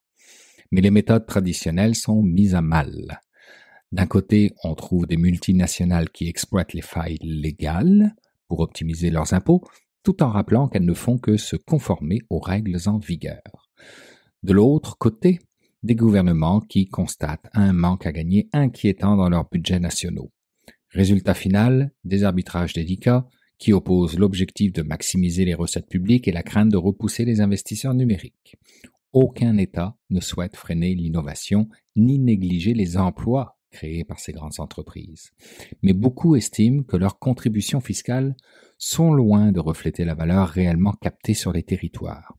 Et lorsqu'on ne parvient pas à récupérer les sommes dues, il faut puiser ailleurs, comme alourdir la pression sur les contribuables locaux ou rogner sur certaines dépenses. Le risque est alors de voir la facture s'alourdir pour les PME, bien moins armées que les multinationales pour optimiser chaque recoin de leur comptabilité. Les citoyens n'y trouvent pas plus leur compte, puisqu'une part du financement de l'éducation, de la santé ou des infrastructures peut leur sembler compromise. Si au cœur même du berceau des géants du numérique, il existe des contestations autour des méthodes d'optimisation fiscale, les choix politiques des pays traduisent chacun des priorités nationales différentes et révèlent aussi la difficulté d'imposer une vision fiscale commune. Les principes de souveraineté fiscale, la peur de nuire à la compétitivité de ces champions industriels, la rivalité économique entre pays, tout cela freine la mise en place d'un cadre universel.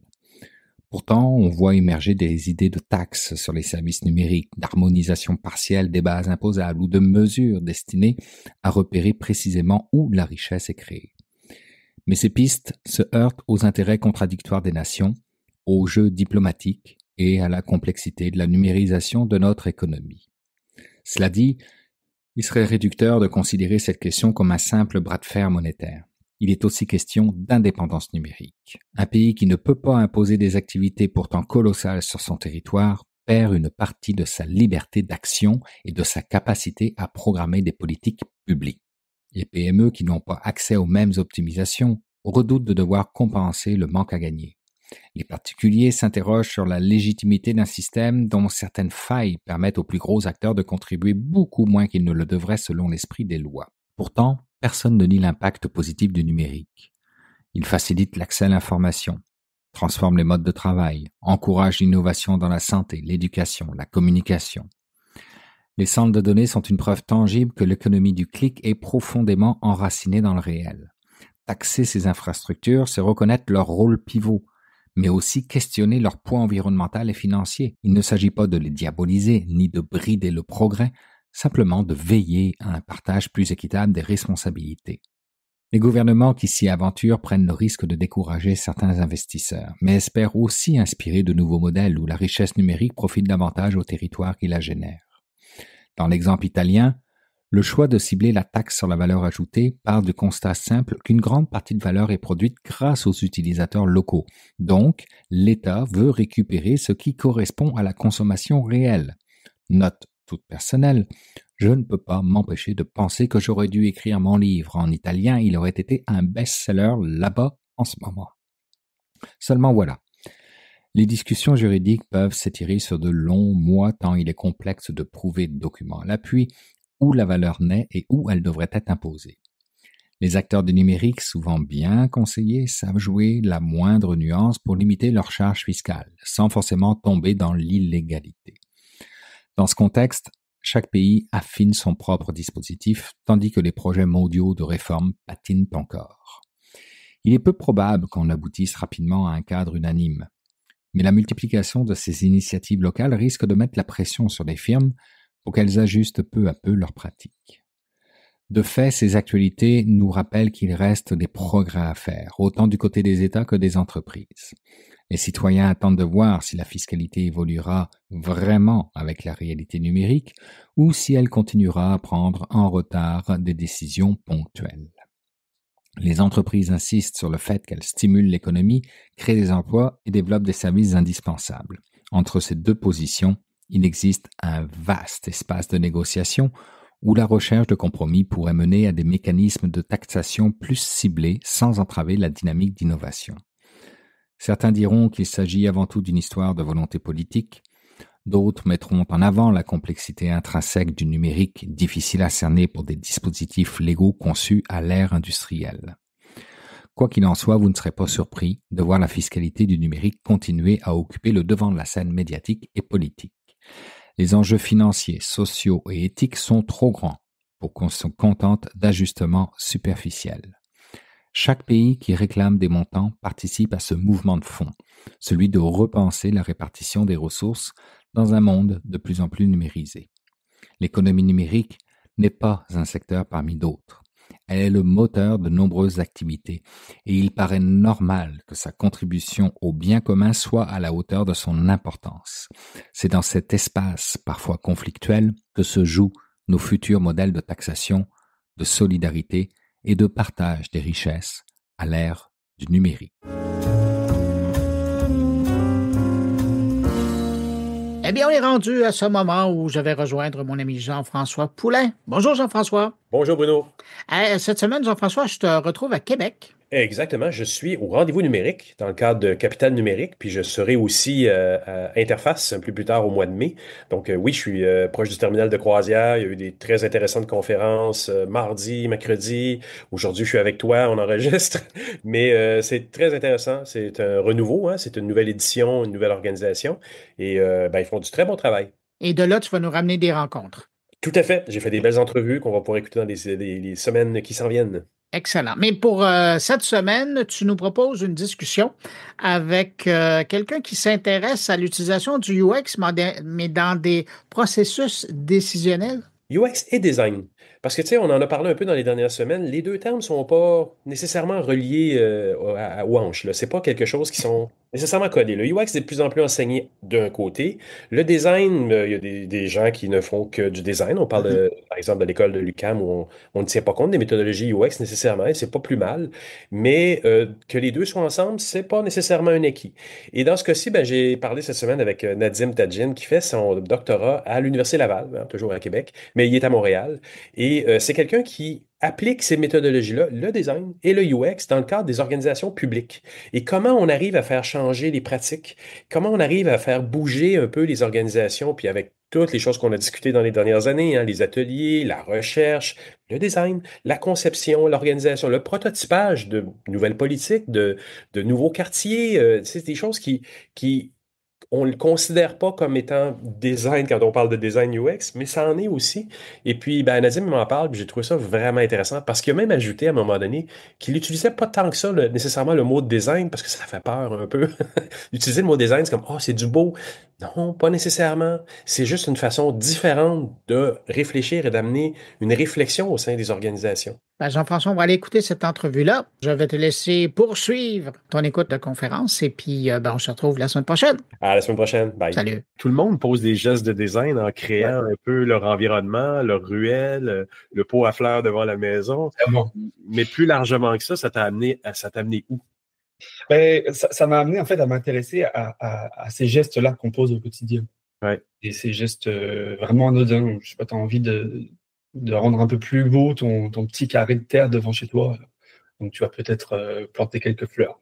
Tu t'estimes qu'il manque d'assises au coin de ta rue parce que tu aimes ça flâner, tu vas penser avec tes voisins une petite placette ou nouveau mobilier. Puis progressivement, en fait, j'ai commencé à m'intéresser à ces gestes quotidiens qu'on pose dans l'espace public, sans la présence de designers, sans même une formation quelconque au design, mais qui sont définitivement des gestes de design et même des gestes politiques.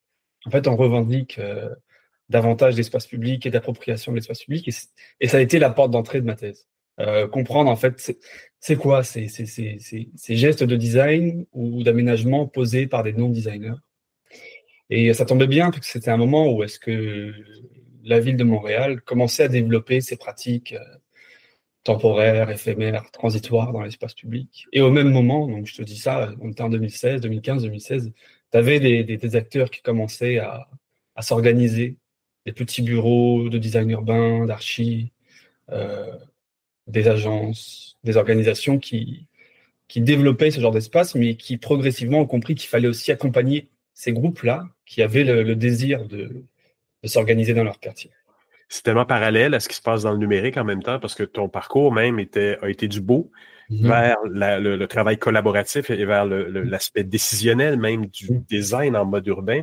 C'est la même chose, évidemment, en numérique, où tout le monde a un peu l'impression, quand on parle de design UX, on parle du beau, mais on veut tous intrinsèquement se positionner comme décideurs ou aider les décideurs à amener, à prendre des décisions éclairées. Et c'est un peu sur ça que porte ta thèse de doctorat? La thèse de doctorat a évolué en fonction de, comme je te le disais, des rencontres que j'ai pu faire dans mon parcours. Et je me suis progressivement intéressé à la façon dont on encadre ces gestes de design, mais plus largement, sans les nommer comme ça, des stratégies d'expérimentation urbaine.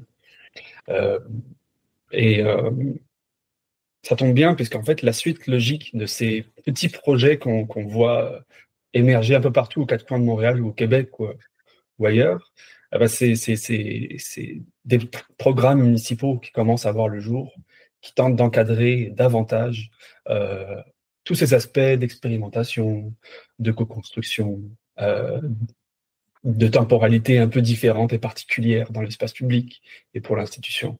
Donc, en quelques mots, ma thèse aujourd'hui, elle s'intéresse à la façon dont les pratiques collaboratives issues du design sont comprises et sont mobilisées par des institutions publiques qui n'intègrent pas toujours des designers, mais qui tentent quand même d'en comprendre les fondements pour mobiliser des nouvelles façons de faire dans ces programmes-là.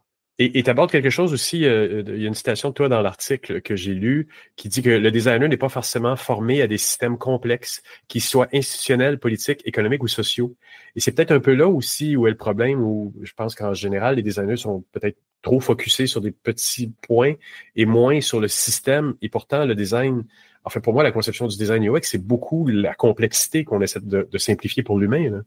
Oui, définitivement. Après, je sais pas quelle est Je me suis toujours questionné sur la taille des objets. Tu sais, dans ma formation en design, moi, j'ai une formation en design pour l'innovation sociale à l'Université de Nîmes, en France, où est-ce que le design et l'innovation sociale sont peut-être un peu plus ancrés dans les pratiques et dans les programmes de formation universitaire. Et même si on ne travaille pas nécessairement sur des petits objets, et j'ai réalisé que sans avoir les deux pieds dedans et sans vivre la réalité d'une institution ou d'un projet complexe hors institution, on n'est pas nécessairement formé à gérer la complexité. À gérer cette complexité-là. Et l'autre chose à laquelle je me suis rapidement heurté, c'est que je réalise que contrairement à ce que je pouvais imaginer de la place du design, on est rarement au cœur de ces processus complexes. Même si on a définitivement une plus-value, je pense j'ai dû faire preuve d'humilité et d'apprentissage pour évoluer là-dedans. Mais tu en as donc examiné les possibilités, comment on fait, comment le design peut être utilisé justement pour favoriser la participation publique, l'innovation sociale et tout ça. Et ça revient encore une fois à la même problématique dans le numérique. Comment on fait pour influencer les prises de décision en amont? C'est la grande question. Toi, tu l'abordes donc dans ta thèse de doctorat, ça? Je l'aborde dans ma thèse de doctorat, donc dans mes recherches, mais aussi dans ma pratique.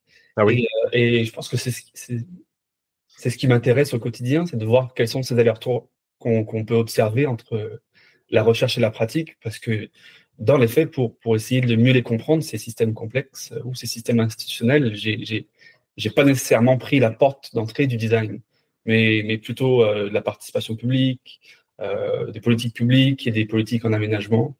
Et c'est là en fait qu'on commence à observer beaucoup de croisements et un certain flou entre la pratique du design et la pratique d'autres acteurs émergents qui développent des stratégies, des processus, des outils qui sont quand même très similaires à ce qu'on fait en design. Comme quoi, par exemple, l'atelier, la recherche? Atelier, expérimentation, itération, prototypage, médiation et de facilitation, prospective, scénario. Fascinant. Donc, c'est littéralement des méthodologies qu'on a appris à la dure un peu dans le numérique qui commencent à contaminer d'autres corps de métier ou d'autres pratiques. C'est génial. C'est parfait. Et ça fait une différence. Ça commence à percoler un peu parce que dans la consultation publique, on a encore beaucoup cette image du panel où avec t'as 3-4 experts de la ville en avant et des gens avec des micros à l'arrière. Et t'as pas l'impression que jamais rien de ça qui va vraiment être utilisé. On fait pas les commentaires des citoyens. Je comprends. Mais je te dirais que ça percole, mais que ces acteurs-là, ces acteurs institutionnels, que ce soit la ville, l'Office de consultation publique ou d'autres, varient également leurs pratiques pour en faire des cocktails de participation publique, ou est-ce que on emprunte des outils à différentes disciplines. Et je pense que l'intérêt pour le design, il est là, c'est qu'on a réussi à encadrer la pratique expérimentale et à peut-être la normaliser pour certaines certains acteurs qui ont besoin de ce cadre-là d'expérimentation. Et si on vient au rôle du designer, comment il peut tirer son épingle du jeu dans une organisation? La conception qu'il fait du beau est encore très ancrée dans toutes les grandes organisations. Comment le designer, avec un titre de designer, peut-il il peut travailler efficacement là, dans une organisation publique? Comment il intervient? En fait, c'est des nouveaux rôles qu'on voit progressivement apparaître dans certaines institutions publiques où est-ce qu'on est à l'intersection entre l'innovation sociale, la participation publique, la stratégie organisationnelle. Et à mon sens, pour l'avoir vécu dans 2 organisations, que sont la Ville de Montréal et l'Office de consultation publique, je pense qu'il y a une réelle plus-value à tenter de faire confiance au design pour développer des nouveaux cadres institutionnels, des nouvelles façons d'envisager des politiques publiques, des politiques internes, et à expérimenter en fait. Et ce que j'ai pu comprendre dans cette pratique et dans cette recherche-là, c'est que au-delà du beau, le design nous permet également d'encadrer le risque. Et cette façon d'encadrer le risque est propre aux institutions publiques qui sont complexes, verticalisées, normées, qui doivent toujours être dans la reddition de comptes. Et je pense que l'intérêt pour le design est vraiment là si on essaye d'encadrer davantage ce risque-là, associé à l'expérimentation de nouvelles pratiques, politiques publiques, projets de règlement, etc. C'est un gros argument d'être capable de dire à un gestionnaire, je peux diminuer les risques de ton projet si tu me laisses valider, prototyper, consulter intelligemment avec les citoyens et autres intervenants, je diminue ton risque. Ouais. Et si on va un peu plus loin, le risque pour un gestionnaire ou une institution publique, c'est aussi de limiter certains coûts, limiter du temps qui peut être passé à développer certaines nouvelles pratiques ou programmes. Et pendant ces 2 années de recherche dans le cadre de ma thèse, c'est ce qu'on observait aussi beaucoup en lien avec le design, c'est sa capacité à développer des pratiques transversales, à parler à des acteurs qui ont des profils variés. Oui. Et les institutions commencent à se structurer davantage sur ces pratiques intersectorielles, multiservices. Et donc, je pense qu'il y a aussi une autre plus-value au travers du design de réussir à développer des nouvelles pratiques de médiation dans ces environnements complexes. C'est étonnant de penser que ça n'a pas été pensé avant de mettre justement, de faire de la transversalité comme ça entre les différents, je sais que j'aime pas ce mot-là, mais les silos d'une organisation, et ça facilite les choses. Mais en plus, quand tu consultes, que ce soit les utilisateurs ou que ce soit des citoyens, tu enlèves un peu un effet surprise négatif qui peut arriver, puisque les gens ont été consultés, tu as testé, tu as prototypé même avec des personnes dans des petits quartiers. Ça enlève un gros élément de choc. Les élus n'aiment pas beaucoup avoir des chocs négatifs avant les élections ou même pendant leur mandat. Et s'ils commencent à s'en apercevoir que ces méthodologies-là aident, ils vont peut-être être les premiers à adopter ça, peut-être même avant même les organisations. C'est les élus qui vont dire allez-y dans ce genre de méthodologie-là. Oui, tu mets le doigt dessus et je pense qu'il faut aussi différencier l'administration publique des élus. Et en fait, ces institutions-là développent déjà des pratiques collaboratives. C'est juste que lorsqu'on commence à développer des projets plus expérimentaux, on rajoute certaines couches de complexité et certains nouveaux utilisateurs qui peuvent avoir des avis contraires, des avis divergents, des désirs qui sont variés. Et je pense que c'est au travers du design, entre autres, et je dis bien entre autres parce qu'il y a plein d'autres acteurs qui développent ce genre de pratiques, qu'on pourrait développer ces nouvelles façons d'envisager la participation publique ou la co-construction. En tout cas, les termes sont nombreux pour en parler. Ouais. Et on a parlé en pré-entrevue aussi, le design, c'est pas l'apanage de tout le monde nécessairement, et le terme design parfois se perd un peu dans les sphères publiques parce qu'on appelle design thinking ou d'autres méthodologies où le mot design a été apposé, mais il n'y a pas nécessairement cet exercice de compréhension des grands systèmes qu'on veut simplifier. Puis je pense que c'est beaucoup, la définition du design passe beaucoup à travers ça, mais le mot même design a été peut-être un peu galvaudé ou mal utilisé dans les organisations publiques dans les dernières années. Oui.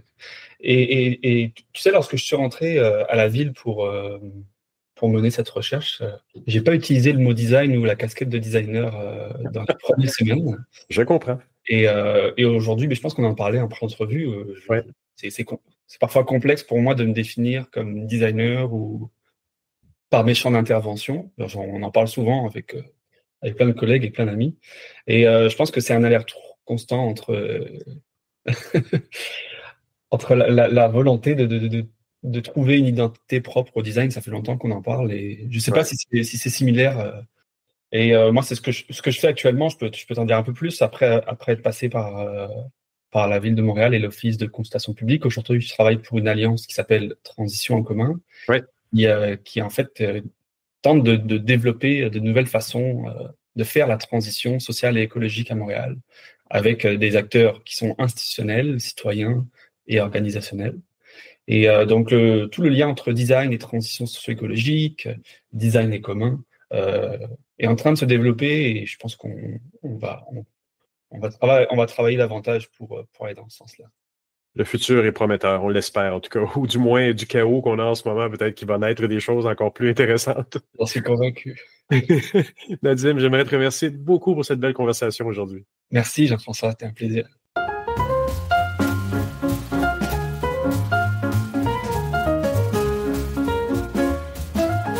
Eh bien voilà, c'est ainsi que se termine cette édition de Mon Carnet. Un grand merci à nos invités. Merci aussi à mes collègues, Jérôme Colombin, Carl-Édouard Michel, Thierry Weber, Stéphane Ricoul et Jean-François Poulain pour leur présence très précieuse cette semaine encore.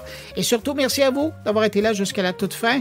Toujours un plaisir de partager ce moment avec vous. On se retrouve vendredi prochain pour une nouvelle édition de Mon Carnet.